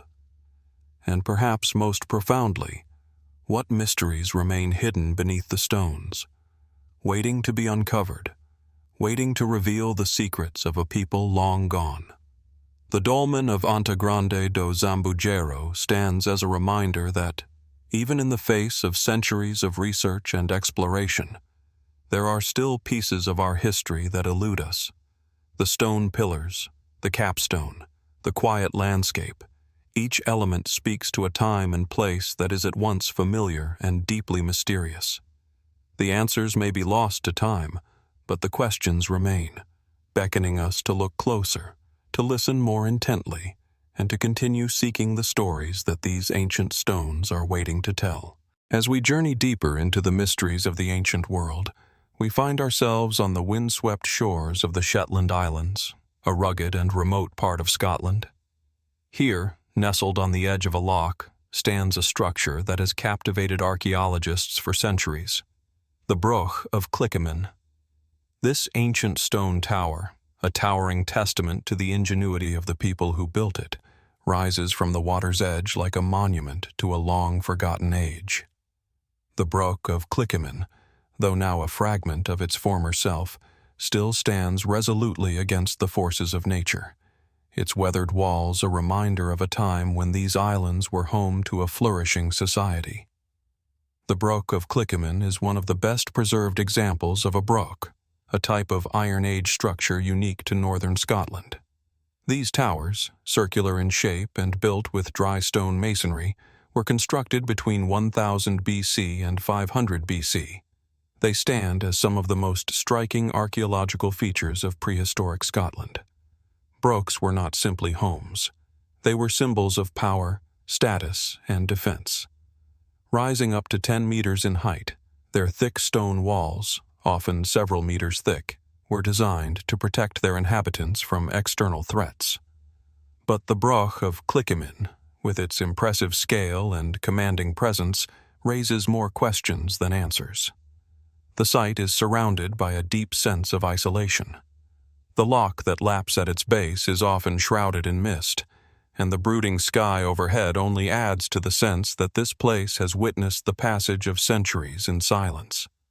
Standing at the foot of the broch, one cannot help but wonder what it was like to live in such a formidable structure. How did its inhabitants view the world around them, and what purpose did this towering fortress serve in their daily lives? The architecture of the broch itself is both practical and enigmatic. The outer walls are composed of carefully stacked stones, with a central core that housed the living spaces. Inside, a series of stone stairs lead to upper levels, and a small doorway leads out into the world beyond. The broch is surrounded by a defensive ditch and a series of outer walls, indicating that it was not only a residence, but a fortress, built to withstand sieges and protect against invaders. But while its defensive capabilities are clear, the broader purpose of the broch remains elusive. Was it a communal stronghold, or did it serve as the home of a local elite? Was it a place of refuge during times of conflict, or did it function as something else entirely, perhaps a place of ritual or a symbol of social power? Archaeological evidence suggests that the broch was inhabited for several centuries, and during this time, it underwent various phases of construction and modification. The foundations of a much older structure beneath the broch have been uncovered, indicating that the site may have been in use long before the broch itself was constructed. But despite the extensive research, no definitive answers have emerged as to the exact nature of the broch's purpose or its significance within the broader context of Iron Age society. Some scholars argue that the broch was primarily a defensive structure, a place where the local population could retreat in times of danger. The thick, high walls and narrow entrance suggest that it was built to withstand attacks. The broch's elevated position also gave its inhabitants a clear view of the surrounding landscape, allowing them to spot potential threats from afar. But this functional explanation does not fully account for the architectural complexity of the broch. Why go to such lengths to build such a grand structure in such a remote location? Was it simply a defensive stronghold, or was it also a display of power and prestige, a physical manifestation of the authority held by the people who built it? Another theory posits that the broch may have served as a symbol of social hierarchy.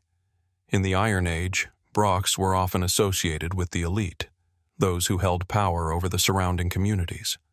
The sheer scale and complexity of the broch at Clickimin suggest that it may have been a residence for someone of high social standing. The site may have functioned as a status symbol, a place where the ruling elite could assert their dominance over the surrounding landscape and people. The broch, with its imposing walls and strategic location, would have been a clear marker of authority and control. But even this theory raises further questions. How did the people of Clickimin interact with the surrounding communities? Was the broch a center of governance, or did it serve as something else, a religious site perhaps, or a place of communal gathering?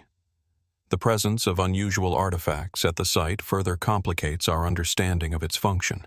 Excavations have uncovered items such as pottery, tools, and animal bones, which indicate that the broch was used for domestic purposes. Yet, there is also evidence of ritual activity, with objects such as stone axes and figurines being found within the structure. Were these items used in everyday life, or did they have a ceremonial purpose? The discovery of bones and artifacts associated with feasting also suggests that the broch may have been a site of communal celebration, perhaps a place where rituals were performed to mark important events or transitions. Was the broch a place of ritual significance, where the living and the dead coexisted in a space of symbolic meaning? Despite the wealth of archaeological evidence, the true purpose of the Broch of Clickimin remains a mystery. While its defensive and residential functions are clear, its deeper significance is elusive.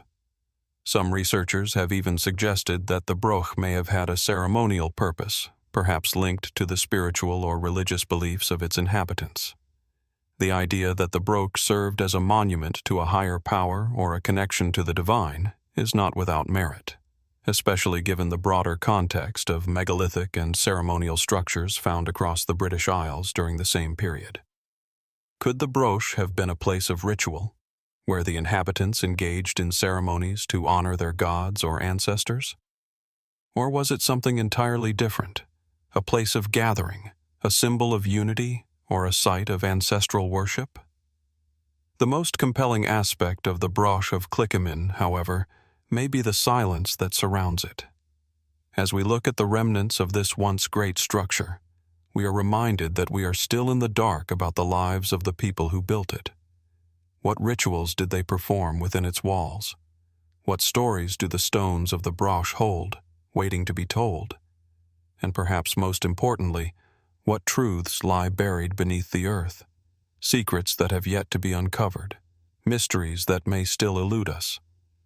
The Broch of Clickimin stands as a silent sentinel to the past, a monument to the ingenuity and mystery of the people who created it. And as we look upon its weathered stones, we are reminded that there are still many unanswered questions, still many layers of history yet to be uncovered. The broch, with its enigmatic presence, continues to speak to us across the ages, its meaning still elusive, its story still unfolding. What might we discover next, hidden deep within its stones? What other mysteries does the broch hold, waiting for the right moment to reveal them? The past is full of secrets, and the Broch of Clickimin is a reminder that some of those secrets are still waiting to be unearthed. As we turn our attention to the rugged, windswept hills of northern France, we encounter a curious structure that has endured the test of time, remaining largely a mystery to this day. The Dolmen de Bagneux. Tucked away in the dense woodlands near the village of Bagneux in the Ardennes, this ancient megalithic tomb rises from the earth like an enigmatic relic of a long-forgotten civilization. Surrounded by a quiet landscape that stretches out in all directions, the dolmen is a stark reminder of the sophistication and rituals of the people who constructed it, yet its purpose and meaning remain elusive. The Dolmen de Bagneux stands as a monumental stone structure, composed of enormous slabs of rock arranged in a manner that suggests both practicality and mystery. The structure is made up of several upright stones, each carefully placed to form a passageway that leads to a central chamber. The capstone, which once rested above the dolmen, has now collapsed, but its size and weight still hint at the immense effort required to build such a structure. The surrounding area is marked by a ring of stones, some upright and others scattered about, as if the dolmen was part of a much larger complex that has been slowly reclaimed by the earth over time. The dolmen is believed to have been constructed around 3000 BC, a time when the people of Europe were transitioning from a primarily hunter-gatherer lifestyle to settled agricultural communities. Like other megalithic tombs across the continent, the Dolmen de Bagneux was likely used as a burial site. Yet its location, its design, and the mystery that shrouds it suggest that it may have served a far more complex purpose than simply marking the resting place of the dead. Megalithic tombs like this one were not just burial sites. They were also symbols of the society that created them. These structures were often associated with important social, political, or religious functions. In the case of the Dolmen de Bagneux, it is likely that the tomb was not just a place for the interment of the dead, but a ceremonial site where the living could commune with the spirits of their ancestors. The alignment of the stones, while not as precise as that of other famous megalithic sites, still suggests that the builders had a deep understanding of the natural world, particularly the movements of the sun and moon. Was the dolmen constructed with astronomical knowledge in mind? Could it have been designed to mark specific celestial events, such as solstices or lunar cycles? The lack of written records from this period makes it difficult to know for certain, but the architectural decisions made by the builders seem to suggest a purposeful connection to the cosmos. Yet, even as we examine the construction of the dolmen and its possible astronomical significance, other questions arise. One of the most intriguing aspects of the Dolmen de Bagneux is the relative obscurity of its origins. Unlike other megalithic sites, such as Stonehenge or the Karnak stones, which have been studied and analyzed extensively, the Dolmen de Bagneux has remained somewhat isolated in the academic world. Few excavations have been conducted at the site, and much of its history remains clouded in uncertainty. What did the people who built it believe? What rituals were performed here, and how did they view death and the afterlife? The tomb's shape is another element that piques curiosity. The passage that leads to the chamber is long and narrow, evoking a sense of journey and transition. This architectural feature is not unique to the Dolmen de Bagneux. Similar passage tombs can be found across Europe, especially in the British Isles and the Iberian Peninsula. The passage seems to suggest a symbolic journey, one that leads from the world of the living to the realm of the dead, a journey that may have been designed to facilitate the passage of the soul into the afterlife. Could the passageway have been intended as a spiritual conduit, where the living could connect with the deceased and, in doing so, ensure their own safe passage when their time came? Some researchers have speculated that the dolmen may have had a more practical purpose, one rooted in the social and political structure of the community. Perhaps the dolmen was a marker of territorial boundaries, or a focal point for tribal gatherings. The large stones and the considerable effort required to construct the tomb may indicate that it was a site for communal rituals, where different groups came together to honor their ancestors or celebrate significant events. The dolmen's elevated position, placed atop a slight rise in the landscape, would have made it visible from a distance, further reinforcing its potential role as a symbol of power or influence. Another intriguing theory suggests that the Dolmen de Bagneux may have been a site of ritual sacrifice, where the bodies of the dead were not simply interred, but were offered up in ceremonial rites. While there is no direct evidence of such practices at the dolmen, the symbolic and ceremonial nature of megalithic tombs makes this theory difficult to dismiss entirely. Were the large stones of the dolmen intended to hold the deceased in place as part of a ritualistic process, or were they merely intended to mark the grave? Were the builders of the dolmen engaging in rituals that connected them with the divine, or were they seeking to ensure the prosperity and safety of their communities through offerings to the gods? Despite these various theories, the lack of definitive answers continues to haunt the Dolmen de Bagneux. Unlike other more thoroughly studied megalithic structures, the dolmen has not yielded many direct clues about the people who built it.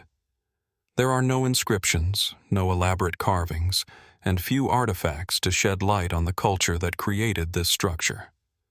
The surrounding landscape, while picturesque, offers no obvious clues about the social organization or religious practices of the people who inhabited the area. What we are left with is the dolmen itself, silent and stoic, its meaning lost to time. What, then, is the true purpose of the Dolmen de Bagneux? Was it a burial site, a place of ritual, or a symbol of power? Was it a means of connecting with the ancestors, a tool for understanding the cosmos, or a defensive monument meant to assert control over the land? The questions are many, but the answers remain just out of reach. As we stand before the Dolmen de Bagneux, Gazing at the massive stones that have withstood thousands of years of history, we are reminded of the limits of our understanding. The dolmen's enduring presence offers a glimpse into a past that remains shrouded in mystery, a past that continues to elude even the most careful and dedicated scholarship. Perhaps the answers we seek are hidden within the stones themselves, waiting to be uncovered by future generations of archaeologists and historians. Or perhaps, like so many ancient monuments, the Dolmen de Bagneux will always remain a riddle, one that invites us to look, to wonder, and to question what we think we know about the past. What could we learn, if only the dolmen could speak? What truths might be hidden beneath its weathered surface, waiting to be discovered? As we look to the past, we are reminded that some mysteries, no matter how many questions we ask, may never be fully understood. The Dolmen de Bagneux stands as a testament to the mystery of our ancient past, inviting us to ponder what might still remain hidden beneath the earth, waiting for someone to uncover its secrets. As we shift from the windswept mysteries of France to the verdant hills of Scotland, we find ourselves standing before a remarkable yet often overlooked site, Cairnpapple Hillfort. Nestled high above the surrounding plains, Cairnpapple sits as a sentinel over the landscape, a silent testament to an ancient people whose lives remain shrouded in mystery. From its commanding position, the hill offers sweeping views of the Lothian region, stretching as far as the eye can see. The site is characterized by an impressive collection of stone structures, remnants of a once thriving settlement that is believed to have played a central role in the life of ancient communities over 2,000 years ago. The hill fort is believed to have been constructed around 1000 BC, during the later stages of the Bronze Age and into the early Iron Age. Its layout is both striking and mysterious. At its core lies a large central cairn, a mound of stones that was likely a burial monument, surrounded by several smaller stone structures and enclosures. There are traces of an outer circular ditch and a series of concentric rings of stone, designed to protect the people who lived there. These rings of stone suggest that the fort was both a place of defense and a place of ceremony. But what exactly was Cairnpapple Hillfort used for? And who were the people who built it? The cairn at the heart of the site is an imposing feature, its original function still hotly debated among archaeologists. The large, flat stones that make up the cairn are arranged in such a way that they appear to have been placed with a great deal of care and deliberation. Though much of the cairn has been disturbed by centuries of erosion, digging, and exploration, there is no doubt that it once served as a monumental structure of considerable significance. The cairn likely had a dual function, both as a burial site for the community's elite and as a site for important religious or ceremonial practices. What truly sets Cairnpapple Hillfort apart, however, are the layers of history embedded within it. In addition to the cairn, the site features a series of smaller stone settings, each with its own unique purpose. Some of these structures are thought to have been used for domestic purposes, while others may have had ceremonial or ritualistic roles. Among these smaller enclosures, one of the most compelling discoveries was the presence of rock-cut graves, shallow, stone-lined pits that contained human remains. These graves seem to suggest that, like other sites of this period, Cairnpapple was not just a place of living, but a sacred space where the boundaries between the living and the dead were blurred. But what was the relationship between these rituals and the people who constructed the fort? Was the site built primarily for protection, or was it a place of spiritual significance? While the defensive nature of Cairnpapple Hillfort is clear, as evidenced by its strategic location and the defensive stone rings, there is no consensus on whether the site was a purely defensive stronghold or if its true purpose lay in something far more abstract, a meeting point between the living and the gods. One of the most intriguing elements of Cairnpapple is its alignment with celestial bodies. Similar to other ancient sites in the British Isles, the hill fort seems to have been built with an understanding of astronomy and the movements of the sun. Archaeological research suggests that certain stones were carefully arranged to mark the summer solstice, aligning with the rising sun at a particular time of year. Could Cairnpapple Hill Fort have been a place where people gathered to observe celestial events, seeking to understand their connection to the universe and the divine?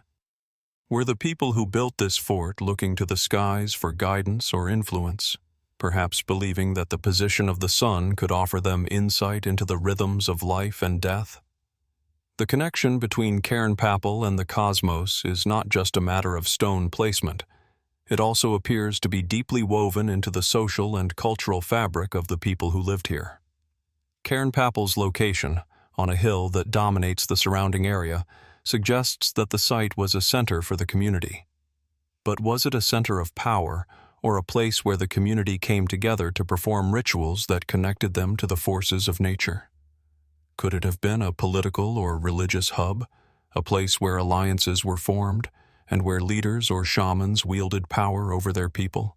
Archaeological excavations have revealed evidence of feasting, ritual, and communal activities within the confines of Cairnpapple Hill Fort, pointing to the possibility that it was a site where both social and spiritual needs were met. It is likely that the people of Cairnpapple believed that their connection to the land, to the ancestors buried within the cairn, and to the heavens above them was central to their existence. But what was the broader cultural context of this site? Did the people of Cairnpapple Hill Fort share in a wider religious or social tradition with other ancient communities? Or did they cultivate a unique belief system that we have yet to fully understand?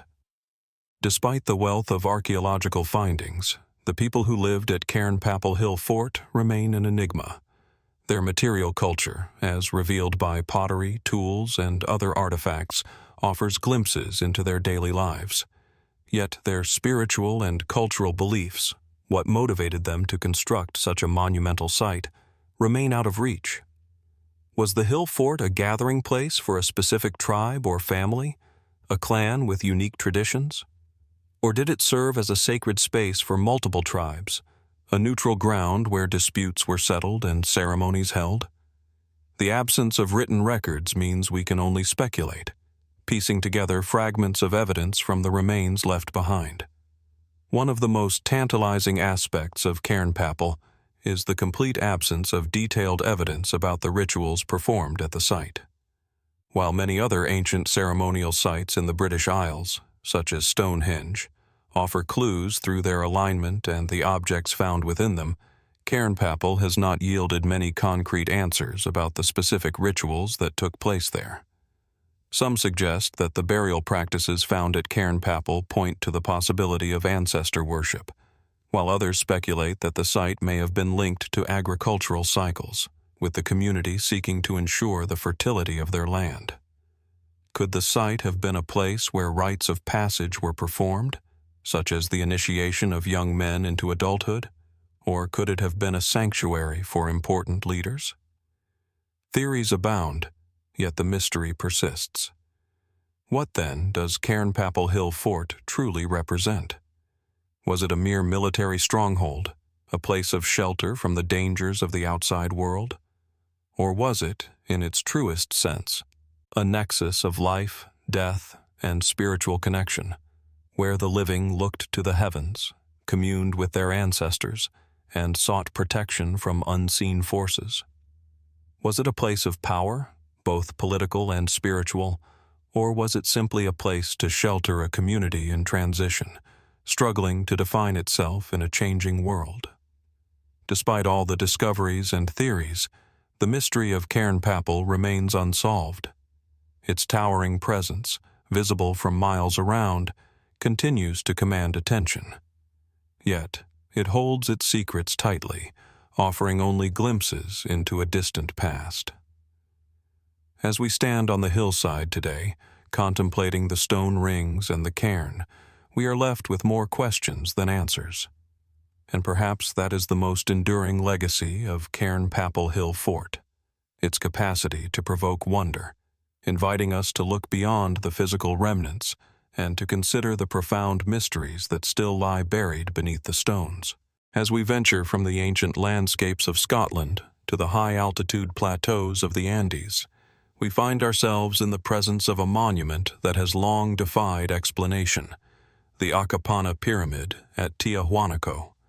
Situated in what is now modern-day Bolivia, near the shores of Lake Titicaca, Tiahuanaco remains one of the most enigmatic archaeological sites on Earth. Towering over the surrounding plains, the Akapana Pyramid is a structure that seems to stretch not only towards the sky, but into the very fabric of human history. The site is as breathtaking in its beauty as it is confounding in its mysteries, leaving us with more questions than answers about the culture that built it. The Akapana Pyramid, once the centerpiece of the ancient city of Tiahuanaco, is an imposing structure made of massive stone blocks that have been carefully shaped and precisely fitted together, demonstrating an advanced understanding of construction techniques. Unlike many other pyramids, which were built with smooth, sloped sides, the Akapana Pyramid is more of a stepped structure, its terraces rising gradually from the base to a flattened summit. Originally, the pyramid may have been over 17 meters high, with a large flat area at the top, though much of it has been eroded or destroyed over time. Today, only the remnants of its steps and its impressive foundation remain, surrounded by vast fields of broken stone. The location of Tiahuanaco itself is striking. Sitting more than 12,000 feet above sea level, the site is far from any major rivers or natural trade routes that would have made it easy to establish such a complex city. Yet, the builders of Tiahuanaco, whose origins remain a mystery, managed to construct this monumental site at such an altitude. How did a people, with no known written language and limited technology, manage to design and build such an advanced civilization in such a harsh environment? The precise construction of the Akapana Pyramid is one of the most intriguing aspects of the site. The massive stones used in its construction weigh several tons each, and they fit together with such precision that even today it is difficult to slide a piece of paper between them. This level of craftsmanship raises questions. How did the ancient people of Tiahuanaco manage to quarry and move these stones without the use of advanced machinery? What tools did they have at their disposal, and how did they work together to create such an awe-inspiring structure? Could the construction techniques used at Tiahuanaco have been influenced by a lost civilization, one that possessed knowledge far beyond what we thought possible for their time? The pyramid's terraces, now covered in moss and worn by centuries of weather, suggest that the structure had an important ceremonial function. Archaeologists have uncovered evidence of water channels and drainage systems running through the pyramid, hinting that the site may have had symbolic ties to water, fertility, or the gods. Some researchers believe that the pyramid may have been built to represent the sacred mountain peaks that dominate the Andean landscape, an enduring symbol of the region's spiritual beliefs. Given the prominence of mountains in Andean cosmology, could the pyramid have been designed to replicate the sacred peaks, creating a connection between the heavens and the earth? But while these theories are compelling, the truth behind the pyramid's purpose remains elusive. Was the Akapana Pyramid simply a grand monument to the gods, a place where rituals and sacrifices were carried out to ensure the fertility of the land?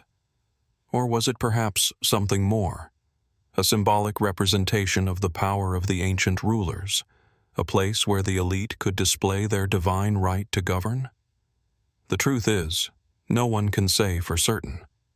The absence of written records from the time of Tiahuanaco leaves us with only fragments of evidence and a wealth of unanswered questions. Adding to the mystery of Tiahuanaco is the strange alignment of the pyramid with other significant structures within the site. The city itself is laid out with remarkable precision, with many of its buildings and temples oriented to celestial bodies. This suggests that the people of Tiahuanaco had an advanced understanding of astronomy, and that the placement of their structures was deliberate, meant to align with the movements of the stars, sun, and moon. Could the Akapana Pyramid have been built to mark a specific celestial event, such as the solstice or equinox? Did the builders of the pyramid see it as a tool to connect with the divine or to monitor the celestial cycles that govern their lives? Or could it have been used as a sort of observatory, allowing the people of Tiahuanaco to track the movement of the stars and planets with incredible accuracy? Despite the compelling evidence of advanced knowledge, some fringe theories suggest a more fantastical explanation for the construction of Tiahuanaco and its pyramid. Could the builders of the Akapana pyramid have had access to lost technologies or knowledge from an ancient, advanced civilization? Some theories even suggest that extraterrestrial visitors may have played a role in the creation of the site. While such ideas are widely considered speculative, the precision of the stonework and the sheer scale of the construction have led some to question how such a site could have been built using the tools and methods we traditionally associate with ancient civilizations. Beyond the questions of construction and purpose, the history of the people who built the Akapana pyramid remains as elusive as the pyramid itself. Who were they, and where did they come from? The civilization that built Tiahuanaco left no written records, and only a few archaeological findings offer any glimpse into their lives. The mystery of their disappearance is another puzzle that has intrigued archaeologists and historians for centuries. It is believed that Tiahuanaco was abandoned around 1000 AD, and the reasons for its sudden decline are unclear. Was it a natural disaster, such as an earthquake or flood, that caused the people to flee? Or did internal conflicts, or the collapse of trade routes, contribute to the city's decline? The suddenness of the collapse raises further questions. Did the people of Tiahuanaco leave behind their sacred city willingly, or was it taken from them by some greater force? Among the most striking aspects of the Tiahuanaco ruins is the Gate of the Sun, a large stone structure that features intricate carvings of human and animal figures, as well as astronomical symbols. This gate, which is believed to have been a central feature of Tiahuanaco's religious and ceremonial life, has baffled scholars for years. The gate's carvings suggest a sophisticated understanding of the cosmos and a deep reverence for the divine, yet its purpose remains uncertain. Was the Gate of the Sun a symbolic threshold, marking the transition between the earthly realm and the spiritual world? Or was it a calendar, designed to track the movement of celestial bodies with precision? Given the lack of written records, these questions will likely remain unanswered. Yet, the grandeur of Tiahuanaco and the complexity of its structures continue to provoke awe and wonder. As we stand before the Akapana pyramid, gazing up at the massive stones that have withstood centuries of erosion and human activity, we are reminded of the lost knowledge and the deep mysteries of ancient civilizations. What did the people of Tiahuanaco believe about the cosmos, about life, and about death? And how did their understanding of the universe shape the monumental structures they left behind? As we ponder these questions, the mystery of Tiahuanaco endures. Could there be more hidden beneath the layers of earth and stone, waiting to be uncovered by future generations of explorers? Or perhaps, as with many ancient sites, some mysteries are destined to remain unsolved, locked away forever in the shadow of the Akapana pyramid, awaiting discovery by those willing to ask the right questions. As we move from the towering pyramids of the Andes to the lush, verdant slopes of Java, we find ourselves drawn to the site of Candi Sukuh, a temple complex unlike any other in Southeast Asia. Nestled at the foot of Mount Lawu in central Java, this enigmatic structure stands in stark contrast to the graceful, intricately carved temples of the surrounding region. Known for its unusual and at times provocative imagery, Candi Sukuh has long been a subject of intrigue for archaeologists and historians. The very nature of its architecture and iconography challenges our expectations of what ancient temples should look like, and it raises questions about the purpose and beliefs of the people who constructed it. The temple complex, which dates back to the 15th century AD, stands as a testament to a culture that seems to have combined Hindu-Buddhist influences with more mysterious, possibly pre-existing beliefs. The main temple structure, a stepped pyramid of stone, is rather modest compared to the grandiosity of other Javanese temples like Borobudur and Prambanan, but it is the symbolism and the intricacy of its carvings that set it apart. At the base of the pyramid, there is a platform surrounded by a series of sculptures and reliefs, including depictions of animals, humans, and various mythological creatures. However, it is the sexual motifs that have garnered the most attention, with many of the sculptures on the temple's walls depicting an overtly sexual nature, including figures of men and women in explicit poses. This striking imagery has puzzled scholars for decades. While most other Hindu-Buddhist temples in Southeast Asia are adorned with divine figures, deities, and religious symbols, Candi Sukuh's carvings appear to emphasize the natural and primal forces of life, fertility, sex, and death. The most notable example is the lingam, a symbol of Shiva's phallus, carved in the temple's reliefs, which is believed to have represented fertility and creation. But the sexual symbols are not merely isolated to this one relief. Throughout the complex, there are depictions of couples in various intimate poses, some of which challenge conventional ideas of what ancient religious art should have looked like. So why would such images, which might seem out of place in a sacred space, be so prominent at Candi Sukuh? Scholars have proposed various explanations for this, ranging from the idea that the temple was dedicated to fertility cults, to the theory that the symbolism was related to the initiation rites of an esoteric, possibly secretive group. The presence of sexual motifs could suggest that the temple was not only a place of worship, but also a space for understanding the cycles of life, procreation, and rebirth. This theory is bolstered by the belief that the temple was a site of rites of passage, where initiates underwent spiritual or physical transformations through symbolic rituals. However, the symbolism found at Candi Sukuh extends beyond mere fertility. The temple's design itself is a mystery.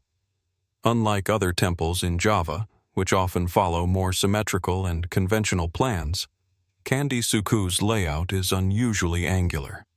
The temple complex has a stepped pyramid structure, but the steps are uneven and rough-hewn, unlike the smooth, carefully constructed terraces seen in other temples across the island. The pyramid, which might have been topped with a statue or monument, is believed to have been part of a larger, ceremonial landscape, one that would have served as a focal point for rituals and ceremonies related to the forces of nature. One of the most striking features of Candi Sukuh is its location, at the foot of Mount Lawu, an active volcanic mountain. In ancient cultures, mountains were often seen as sacred places, inhabited by gods and spirits, and they were viewed as gateways between the earth and the heavens. Could Candi Sukuh have been built at this particular location because it was believed to have been a nexus between the earthly and spiritual realms? Was Mount Lawu seen as a sacred mountain, and was the temple constructed to honor the mountain's power and influence over life and death? The choice of location, combined with the symbolism of life, death, and rebirth, suggests that the temple may have played a role in rituals designed to communicate with the spirits of the mountain, perhaps even to seek favor or guidance from divine forces associated with the volcano. But while these explanations offer some insight, the true function and meaning of Candi Sukuh remain elusive. There is still debate among scholars about whether the temple was primarily a Hindu-Buddhist site or whether it had its roots in earlier animistic beliefs. The unusual fusion of styles, symbols, and practices suggests that Candi Sukuh may have been a site where ancient traditions blended with newer religious influences, creating a unique temple that served multiple purposes: spiritual, ceremonial, and even political. The Javanese people of the time were known for their complex interactions with Indian and Chinese cultures, and it is possible that Candi Sukuh served as a place for them to maintain their indigenous religious practices while incorporating elements of the more established Hindu and Buddhist traditions. Yet, as we look deeper into the history of Candi Sukuh, we encounter a series of unanswered questions. If this was a place of worship, Why do we find so much focus on the primal aspects of life, sexuality, fertility, and death? Was there an ancient belief system that sought to understand the balance between these forces? Or perhaps the sexual imagery was more symbolic, representing the cycles of nature and the earth's rejuvenation, rather than an overt focus on physical lust. As the site has been explored, some archaeologists have posited that Candi Sukuh might have been part of a larger network of temples and religious sites across Java. Was it one node in a vast spiritual landscape? Was it perhaps the site of a lost civilization with beliefs that are now forgotten? Some fringe theories suggest that Candi Sukuh may have been influenced by more esoteric practices, or even a precursor to the tantric traditions that would later emerge in India, though such ideas remain speculative. There are even those who propose that the temple's imagery hints at some kind of astronomical knowledge, with the alignment of the temple and its symbols offering clues to the people's understanding of the cosmos, though evidence for this is scarce. Another mystery that surrounds Candi Sukuh is the question of its destruction. By the time Western explorers arrived in Java, the temple had long since fallen into disrepair. Did the temple suffer damage from natural causes, such as volcanic eruptions, earthquakes, or floods? Or was it abandoned and left to the ravages of time? Some theorists suggest that it may have been deliberately destroyed, perhaps by invaders, or by later rulers who sought to suppress its more esoteric and unorthodox religious practices. Despite the many theories and conjectures, the true purpose of Candi Sukuh remains a deeply entrenched mystery. Its unusual combination of fertility imagery, mountain symbolism, and angular, rough-hewn architecture continues to provoke a sense of wonder and awe. Could Candi Sukuh have been part of a larger, forgotten tradition of sacred spaces, designed not just to honor the gods, but to foster a deeper connection to the cycles of life, death, and rebirth? Or is it something more, an enigma wrapped in sexual and cosmic symbolism, pointing to an ancient understanding of the natural world that has long been lost to us? For now, we are left with more questions than answers. As we stand before the temple today, the stone carvings and reliefs continue to silently challenge our understanding of the ancient world. What deeper truths lie hidden within the stones of Candi Sukuh? And might we, in time, uncover the full story behind this remarkable and mysterious place? Nestled within the arid desert of central Arizona, there stands a towering reminder of a people and culture that once thrived long before the arrival of European settlers. The Casa Grande ruins are a testament to the mystery and ingenuity of the Hohokam, a pre-Columbian civilization whose name remains tied to the very fabric of the land. While the site is now a national monument, offering visitors a glimpse into the past, the true story of its purpose and the civilization that built it continues to elude modern scholars. Who were the Hohokam, and what was the significance of Casa Grande? At first glance, Casa Grande seems like a modest ruin, but it is far more than meets the eye. The structure stands as a lone sentinel in the landscape, a multi-story adobe building that rises above the surrounding desert floor. It is constructed of a mixture of mud, straw, and timber, materials that were readily available to the Hohokam people. What is most striking about Casa Grande, however, is its sheer size. The structure measures over 4 stories high, its flat roof once serving as a perch from which the people could look out over the vast Sonoran desert that stretches in every direction. Surrounding the ruins are the remnants of a once thriving community, marked by the irregular patterns of long-abandoned agricultural fields and irrigation canals. The site is believed to have been occupied between AD 1100 and 1450, during a time when the Hohokam were among the most advanced desert dwellers in North America.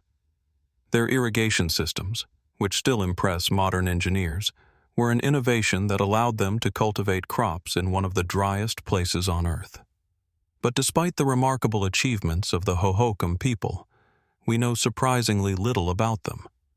The Hohokam left behind no written records, and much of their history is a mystery. What we do know is that their culture was both complex and sophisticated, integrating agriculture, trade, and ritualistic practices into a system that seemed to function harmoniously within the harsh desert environment. Yet, when Spanish explorers arrived in the region in the 16th century, the Hohokam had disappeared. What led to their sudden decline? Was Casa Grande abandoned for reasons tied to environmental collapse, social upheaval, or something far more enigmatic? The answer to this question is not so easily found. While many researchers point to droughts or resource depletion as potential causes for the Hohokam's disappearance, the true reasons remain elusive. Some scholars suggest that Casa Grande was used for ceremonial purposes, a place where tribal leaders would gather to engage in rituals and astronomical observations. Indeed, the layout of the ruins hints at a spiritual significance, as the building's architecture may have been aligned with certain celestial events. Was it a place of worship, where the Hohokam people sought communion with the gods of the desert? The idea that the structure was more than just a residence is supported by its massive size and the absence of typical household features. There are no obvious signs of large-scale domestic living, such as hearths or storage spaces, which raises questions about its role within the broader Hohokam society. One theory proposes that Casa Grande was part of an elaborate astronomical observatory, designed to mark key moments in the solar cycle or to align with celestial bodies. Ancient cultures across the world, from the Mayan to the Egyptian, often built large structures for the observation of the stars and planets, and the Hohokam may have been no different. Some researchers point to the precise alignment of certain walls and windows with the solstices and equinoxes, suggesting that the structure was used to track the movement of the sun, perhaps as part of agricultural rituals. Could Casa Grande have been a place where the Hohokam people tried to connect with the cosmos, seeking divine insight into the natural world? But what is perhaps most intriguing about Casa Grande is the lack of a definitive explanation for its purpose. The building's sheer scale and complexity suggest that it was central to the Hohokam way of life, yet its function remains a subject of debate. Was it a ceremonial center, a residence for a ruling elite, or something entirely different? Some even speculate that it may have served as a fortress or defensive stronghold, though evidence for this theory is thin. Given its location, perched above the surrounding desert, it would have offered a strategic vantage point over the landscape. Could it have been built for protection, perhaps as a retreat during times of tribal conflict or warfare? And if so, why would the Hohokam choose to build such an elaborate structure in such a remote and exposed location? There are those who believe that Casa Grande might have been connected to supernatural beliefs that were integral to the Hohokam worldview. The mysticism surrounding the desert environment, with its oppressive heat, shifting sands, and strange silence, could have been an ideal backdrop for rituals and spiritual practices.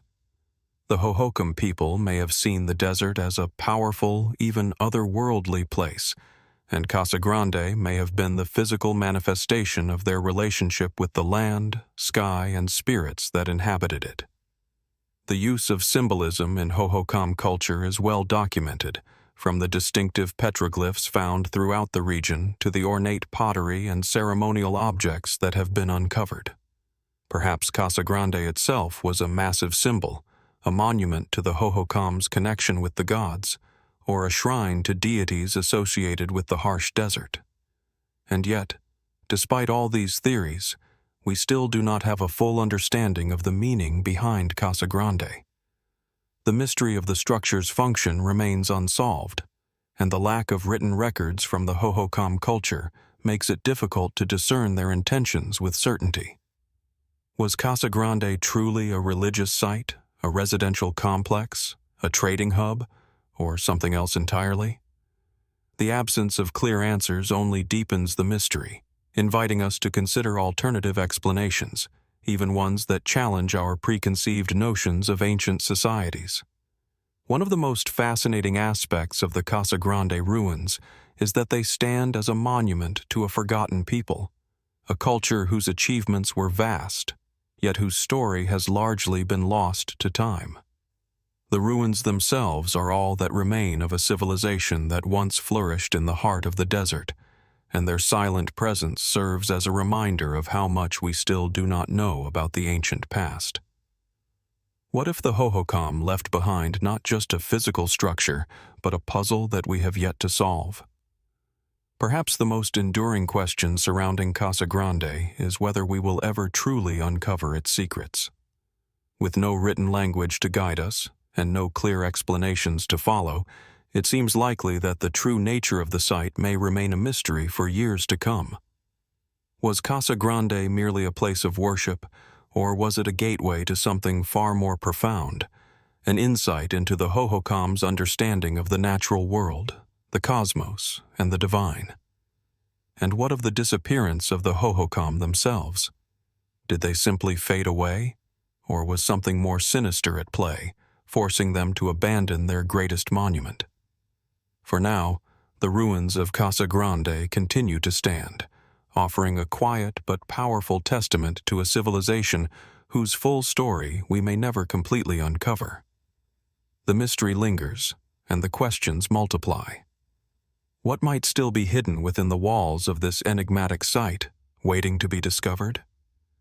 As we reflect on these ancient stones, we are reminded that there is much about the past that we still do not understand, yet may one day, through patience and perseverance, come to know. As the winds sweep across the Cornish countryside in southwest England, an enigmatic collection of stones stands hidden in the rolling hills, silent witnesses to an ancient past. The Men-an-Tol, a remarkable and curious structure, has long captured the imagination of those who stumble upon it. Located in the heart of Cornwall's moorland, this site consists of a circular stone and two upright stones framing a central hole, creating a shape that appears almost deliberately designed to provoke mystery. At first glance, the stones themselves might seem unremarkable. Weathered by centuries of exposure, their surfaces are rough and their once crisp lines softened by the relentless passage of time. The larger central stone, measuring about 1.2 meters in height, contains a circular opening about 1 meter in diameter. The standing stones, though similarly aged and weathered, stand with quiet dignity, facing one another across this remarkable gap. Yet it is precisely this configuration, so simple yet so unique, that has turned Men-an-Tol into one of the most debated and enigmatic megalithic sites in the world. Believed to date back to the Bronze Age, roughly 4,000 years ago, the origins of Men-an-Tol remain shrouded in uncertainty.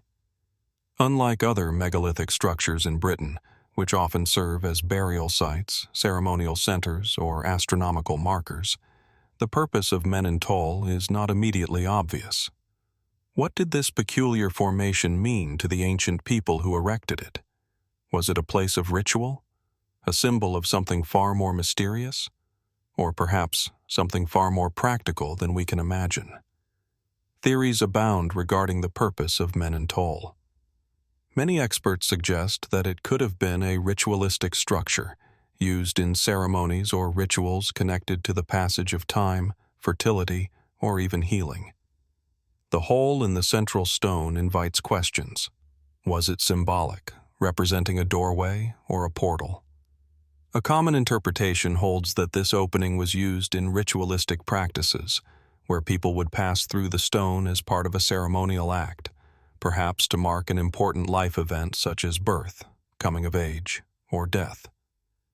Over the centuries, local legends have grown around Men-an-Tol, and these stories provide intriguing hints at its mysterious past. One popular tale suggests that the site was used as a healing stone, where sick or ailing individuals would crawl through the hole in the stone, in the belief that it would cure them of their maladies. For centuries, people have flocked to Men-an-Tol, sometimes crawling through the stone, hoping to benefit from its ancient powers. Even today, some visitors claim that the site offers a curative force, and it's not uncommon to see people lingering by the stones, either in quiet reflection or seeking a connection to something older, perhaps spiritual or mystical. But if Men-an-Tol was indeed a healing site, then what might have made it particularly powerful? Was it the location? Positioned within a network of other megalithic sites, including the nearby Boscawen-un stone circle, Men-an-Tol is part of a larger landscape rich with ancient remains. Some theorize that the placement of the stones on a specific alignment with celestial events or natural features, like the surrounding hills or waterways, was of great significance to the builders, amplifying the site's potential spiritual or healing energy.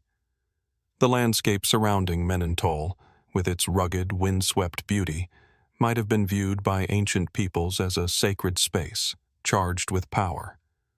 Yet, as much as the folklore and theories of healing rituals have captured the imagination of many, there is little concrete evidence to suggest that Men-an-Tol was used exclusively for such practices.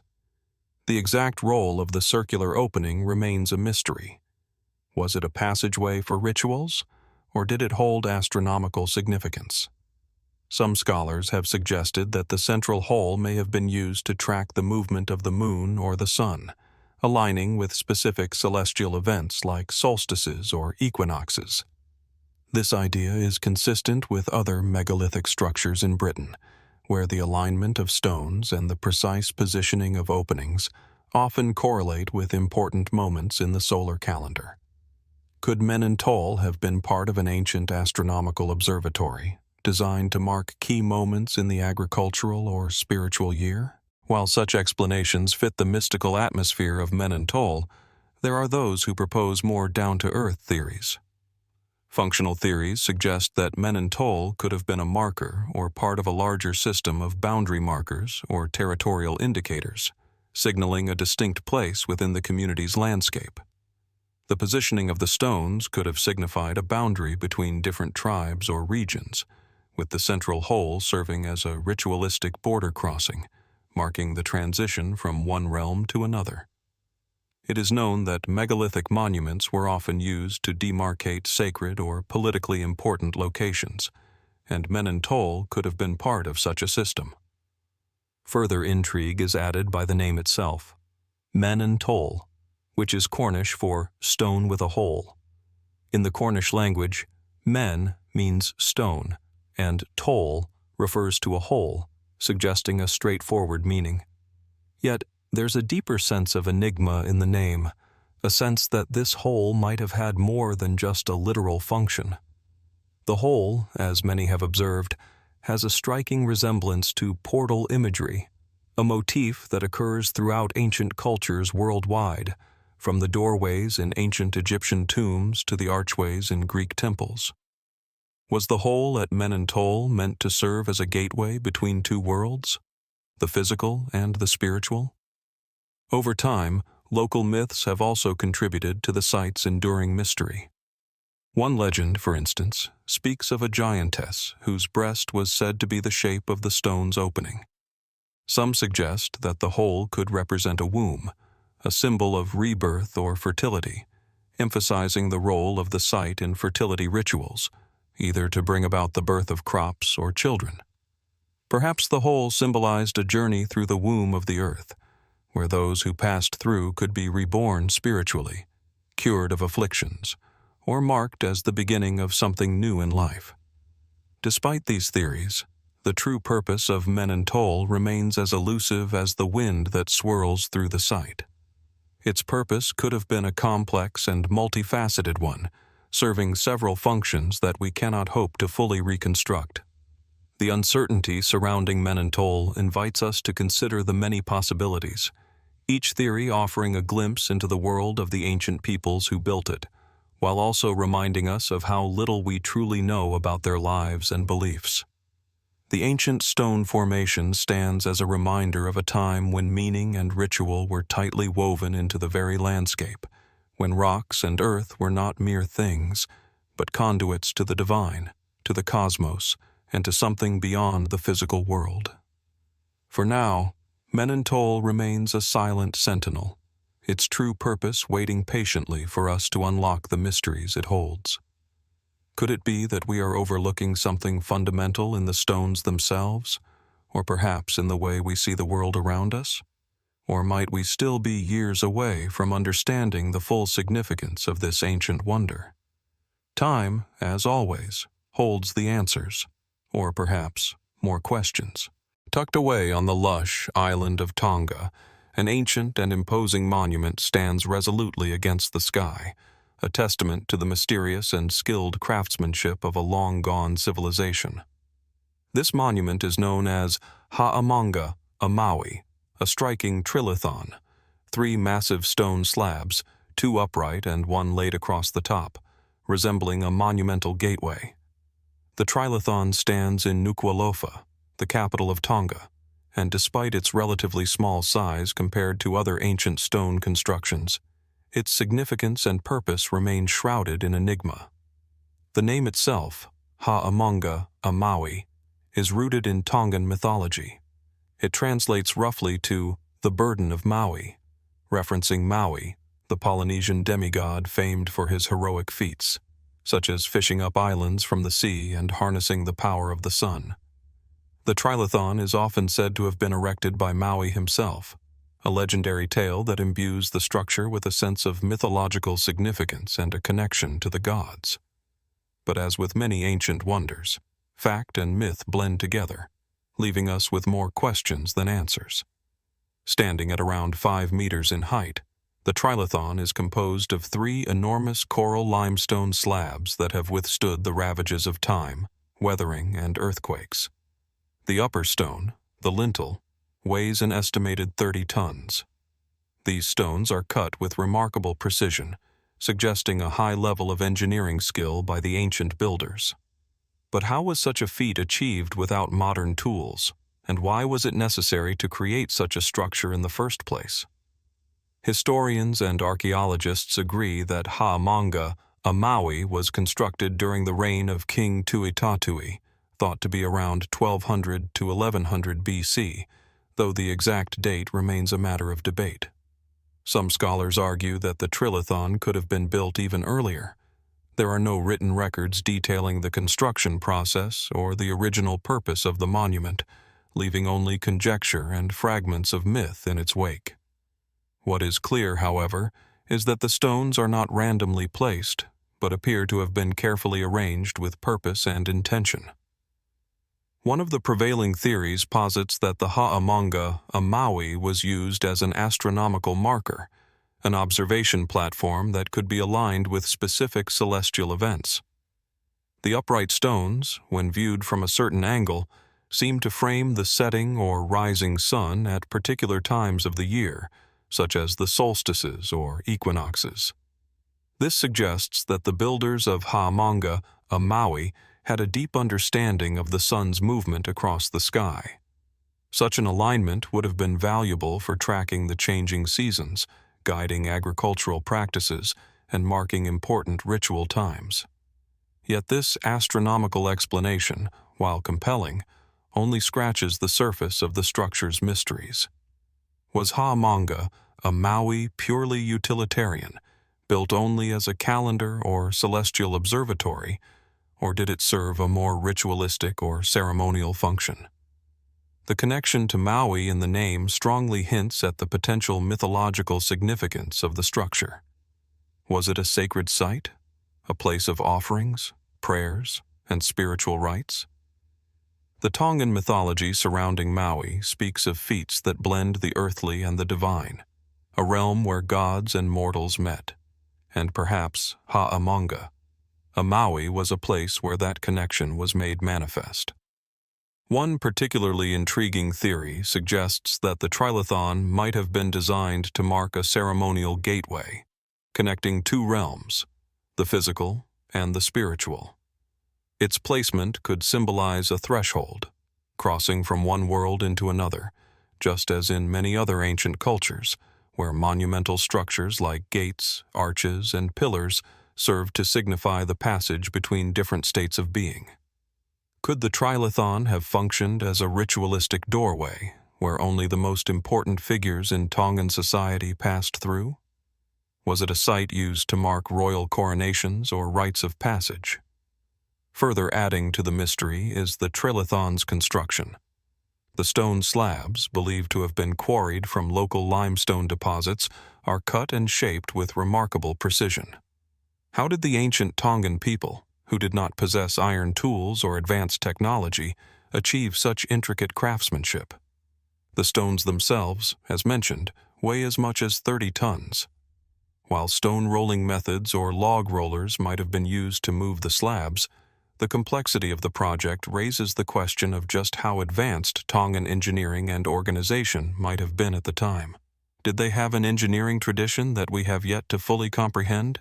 Interestingly, some have speculated that Ha'amanga, a Maui, may not have been the work of Tongan hands at all, but instead the legacy of a lost civilization, perhaps even one from a distant Polynesian island. The idea that the structure might have been part of a greater network of ancient Polynesian maritime navigation, an elaborate map of the stars, or a monument marking sea routes, has gained some traction in recent years. After all, Polynesian people were known to be exceptional navigators, skilled in the art of using the stars to chart their course across the vast Pacific Ocean. Could Ha'amanga, a Maui, have served as a monument dedicated to these seafaring traditions, marking the intersection of land and sea in the collective memory of the people? As with many ancient monuments, the purpose and significance of Ha'amanga, a Maui, remains elusive, stubbornly resisting definitive answers. The Tongan people, like so many other ancient civilizations, left behind no written records to explain their work, only the stones themselves, which continue to stir the imagination of modern archaeologists, historians, and explorers. Was it a symbolic structure, marking a sacred place where the gods could be contacted? Was it a scientific instrument, designed to track the movements of the stars or the changing seasons? Or perhaps it was something else entirely, a monument to a lost age, a forgotten tradition, or an unsolved puzzle that will never quite be pieced together. What is clear, however, is that the Ha'amanga, a Maui Trilithon, with its imposing presence and mysterious history, stands as a silent reminder of the ingenuity, mystery, and spirituality of ancient Tongan society. It is a testament to the people who built it, their relationship to the land, the stars, and the myths that shaped their world. The Trilithon invites us to look deeper into the past, to question what we think we know, and to wonder about the many ancient wonders, like this one, that still hold their secrets, quietly waiting to reveal their true purpose to those willing to listen. Could it be that more is hidden in the stone than we can imagine, waiting for the right moment in history to be understood? Only time will tell. Hidden in the remote Orăștia mountains of western Romania lies the Sarmizegetusa Regia, a ruined fortress that once stood as the heart of the ancient Dacian kingdom. The ruins, scattered across a series of high, forested hills, tell the story of a civilization whose rise and fall remained steeped in mystery. The site, with its intricate stone structures and enigmatic foundations, has fascinated archaeologists and historians for centuries. Yet, despite much study, its true purpose and significance remain elusive, leaving many questions unanswered. At first glance, the landscape around Sarmizegetusa Regia feels timeless. The ancient walls, weathered by centuries of wind and rain, rise out of the earth like the remnants of a dream long forgotten. There are no grand inscriptions, no written accounts left by the Dacians to explain the full context of the place. All that remains are ruins, the staggering stone terraces, the conical towers, and the massive ritual pits, all scattered among the dense foliage that now reclaims the land. What was Sarmizegetusa Regia truly meant to be? A fortress? A religious center? Or perhaps a mixture of both? The fortifications at the site suggest it was designed for defense, yet the presence of elaborate ritualistic structures hints at something much more than a military stronghold. The Dacians, who once lived in these mountains, were known to be fierce warriors, but they also had a complex spiritual life, and many believe the site served as a center for ceremonial and astronomical purposes. One of the most striking features of Sarmizegetusa Regia is its series of terraces. These stepped platforms stretch out across the hillside, some reaching up to 10 meters in height, and are thought to have had both defensive and ritualistic functions.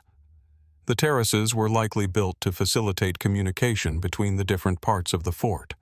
But why such a grand and elaborate system? The Dacians, after all, were a people who lived long before the grand architectural projects of the Roman Empire or the Greeks. How did they come to build such an impressive structure, one that has endured for over 2 millennia? As you walk through the ruins, you can't help but notice the circular stone structures, which are scattered throughout the site. These strange, sacred enclosures have puzzled researchers for years. Some believe these circles were astronomical observatories, pointing to the Dacians' sophisticated understanding of the sun and stars. Others suggest the circles had a ritualistic significance, perhaps marking the passage of the seasons or the solstices. Given the prominence of celestial worship in many ancient cultures, it is plausible that these structures served as places for sacrifices or ceremonial rites that sought to honor the gods. The site's central sanctuary, a large open space surrounded by these circular formations, further adds to the mystery. Was it a place for public gatherings, where the Dacian elite would congregate for ceremonial events, or was it something else entirely? The lack of definitive evidence leaves room for speculation. Could Sarmizegetusa Regia have been a place where the Dacian kings performed important rituals, perhaps even involving human sacrifices to please the gods and maintain their authority over the people? Or did it serve as a ceremonial site for the worship of ancient deities, some of whom may have been imported from neighboring cultures? Adding to the intrigue is the Dacian military presence at the site. The Dacians were not only fierce warriors, but they also built some of the most remarkable fortifications in ancient Europe. Sarmizegetusa Regia is surrounded by a system of massive stone walls and watchtowers, which were strategically positioned to monitor any approaching enemies. The ruins of these walls, once imposing and impregnable, hint at a society constantly on guard against invaders. But despite these fortifications, the Dacians were ultimately defeated by the Romans in the early 2nd century AD under the rule of Emperor Trajan.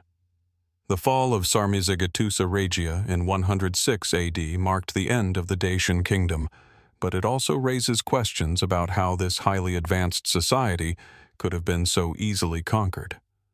Were there deeper cultural or political reasons behind the fall?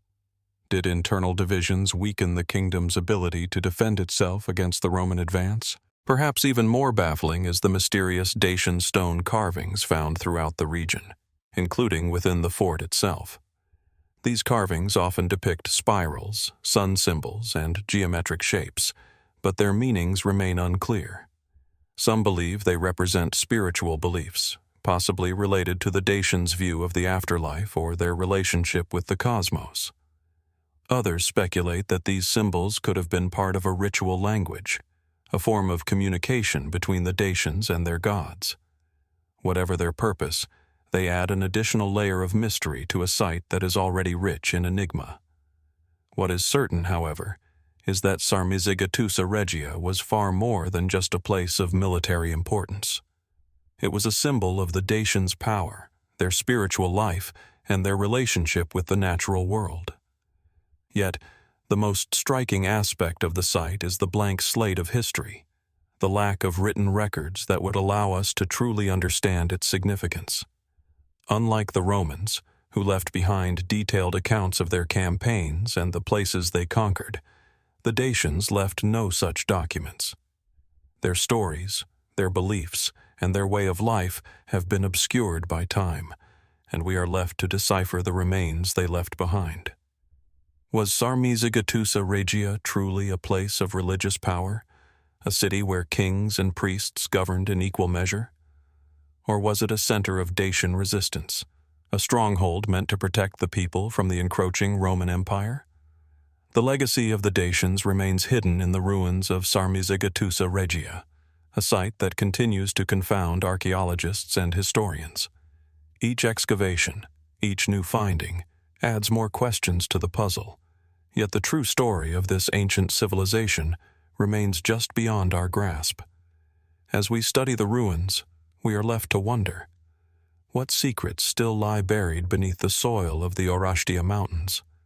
What knowledge, what cultural practices have been lost to time? And perhaps most intriguing of all, what will future generations uncover in the shadow of Sarmizegetusa Regia? Secrets that could finally unlock the full mystery of the Dacian kingdom. The site invites reflection and contemplation as we continue our quest to understand a civilization that, for all its achievements, has left us with a tantalizingly incomplete record. Nestled on the rugged coast of Anglesey, an island off the northern coast of Wales, lies the Lligwy Settlement, a site steeped in mystery and ancient history. The remains of this settlement, which dates back to the Iron Age and perhaps even earlier, are scattered across a windswept plateau overlooking the Irish Sea. There, amidst the rolling hills and the whispers of the wind, the remnants of walls, dwellings, and structures speak of a forgotten past, a civilization whose purpose and lifestyle remain subjects of deep intrigue. The settlement, which stretches over a series of terraces and enclosures, was once a thriving community, its inhabitants likely engaging in farming, hunting, and trade. The stone-built houses, with their characteristic round shapes, once sheltered a community that made use of the natural resources around them, stone, wood, and earth. Today, the ruins are an atmospheric reminder of a time long past, their weathered walls and collapsed roofs providing little more than faint traces of the people who once lived there. One of the most striking features of Lligwy is its series of circular stone huts, some of which are still partially standing. These structures, constructed using large stones carefully arranged in neat patterns, evoke an image of a resilient, resourceful people. The huts likely served as homes, but their size and layout also suggest they may have been communal spaces, perhaps used for gathering, cooking, or rituals. The construction of such durable, well-planned structures speaks to an advanced understanding of architecture, even in a period long before the Romans reached the British Isles. Yet, despite the clarity of the structures themselves, much of the purpose behind these buildings remains unclear. At the heart of Lligwy, there is a large stone circle. While this may seem like an ordinary prehistoric structure at first glance, it holds a more enigmatic significance when viewed in the context of the settlement.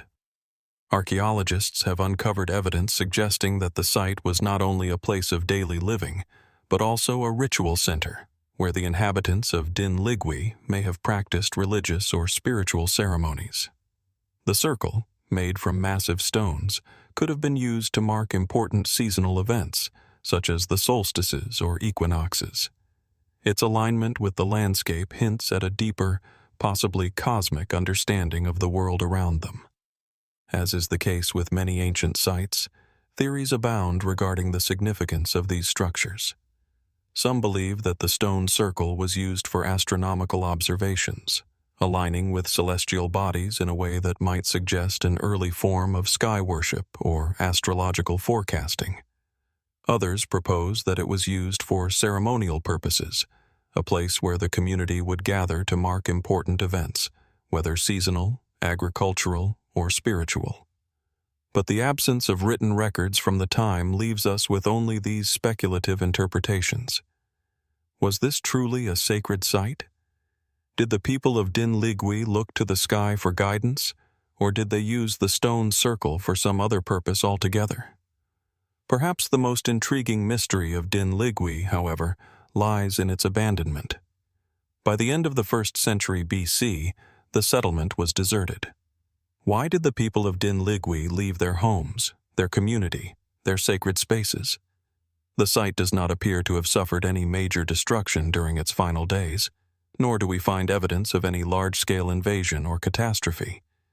Instead, The ruins suggest that the inhabitants simply vanished, leaving behind only the skeletal remains of a once thriving society. What caused them to abandon such a carefully planned settlement, nestled in an area rich in natural resources and strategic advantages? Was there a change in the climate, an agricultural collapse, or perhaps social upheaval? Or were the inhabitants simply absorbed into other communities as the Roman Empire began its gradual encroachment on the British Isles? Some archaeologists speculate that the Romans might have played a role in the settlement's decline, though no direct evidence has been found to confirm this. Did the arrival of the Romans, with their own well-established towns and cities, signal the end of the Lligwy way of life? Or could it be that the Romans were unaware of the settlement altogether, as they focused their efforts on more prominent targets to the south? Theories suggesting a Roman connection to the site's abandonment remain speculative, but they underscore the broader historical context in which Lligwy existed, a world in which changing power dynamics and external forces could quickly shift the course of a civilization's history. Even more puzzling are the artifacts discovered at Lligwy.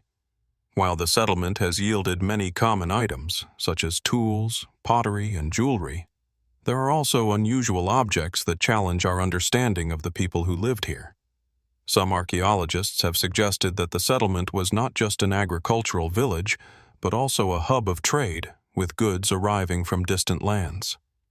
Other items, such as ritualistic objects, suggest that the inhabitants may have had religious or ceremonial practices that were influenced by broader Celtic or even pre-Celtic traditions. The presence of these artifacts raises the question: who were the people of Lligwy, and what connections did they have with the wider world? One of the most fascinating aspects of Lligwy is its potential relationship to other ancient sites on Anglesey. The island is home to a rich array of prehistoric monuments, from burial chambers and standing stones to other settlements and fortifications. Could Lligwy have been part of a larger network of communities, each with its own unique practices, but all bound together by shared beliefs and cultural exchanges? The stone circles and ritual sites on the island hint at a religious or spiritual connection between these communities, but much about their interrelationships remains unclear. Despite the theories, much about Lligwy's inhabitants remains enigmatic. What motivated their rise and fall? Was Lligwy a cultural crossroads, where different traditions met and merged, or was it a quiet outpost on the fringes of a much larger world?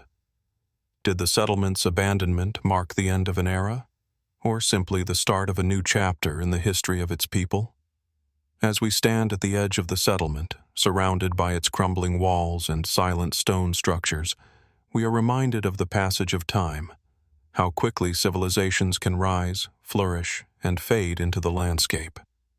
Lligwy is a testament to the resilience of human ingenuity, but it is also a site of profound mystery. What did its people know, and what secrets are still buried beneath the soil? What rituals were performed within its stone circles, and what did the sky mean to those who lived here? In the end, the mysteries of Lligwy remain unsolved, and that is perhaps its greatest mystery of all. What we know for certain is that the answers are still waiting, hidden beneath layers of history, waiting for someone to uncover them.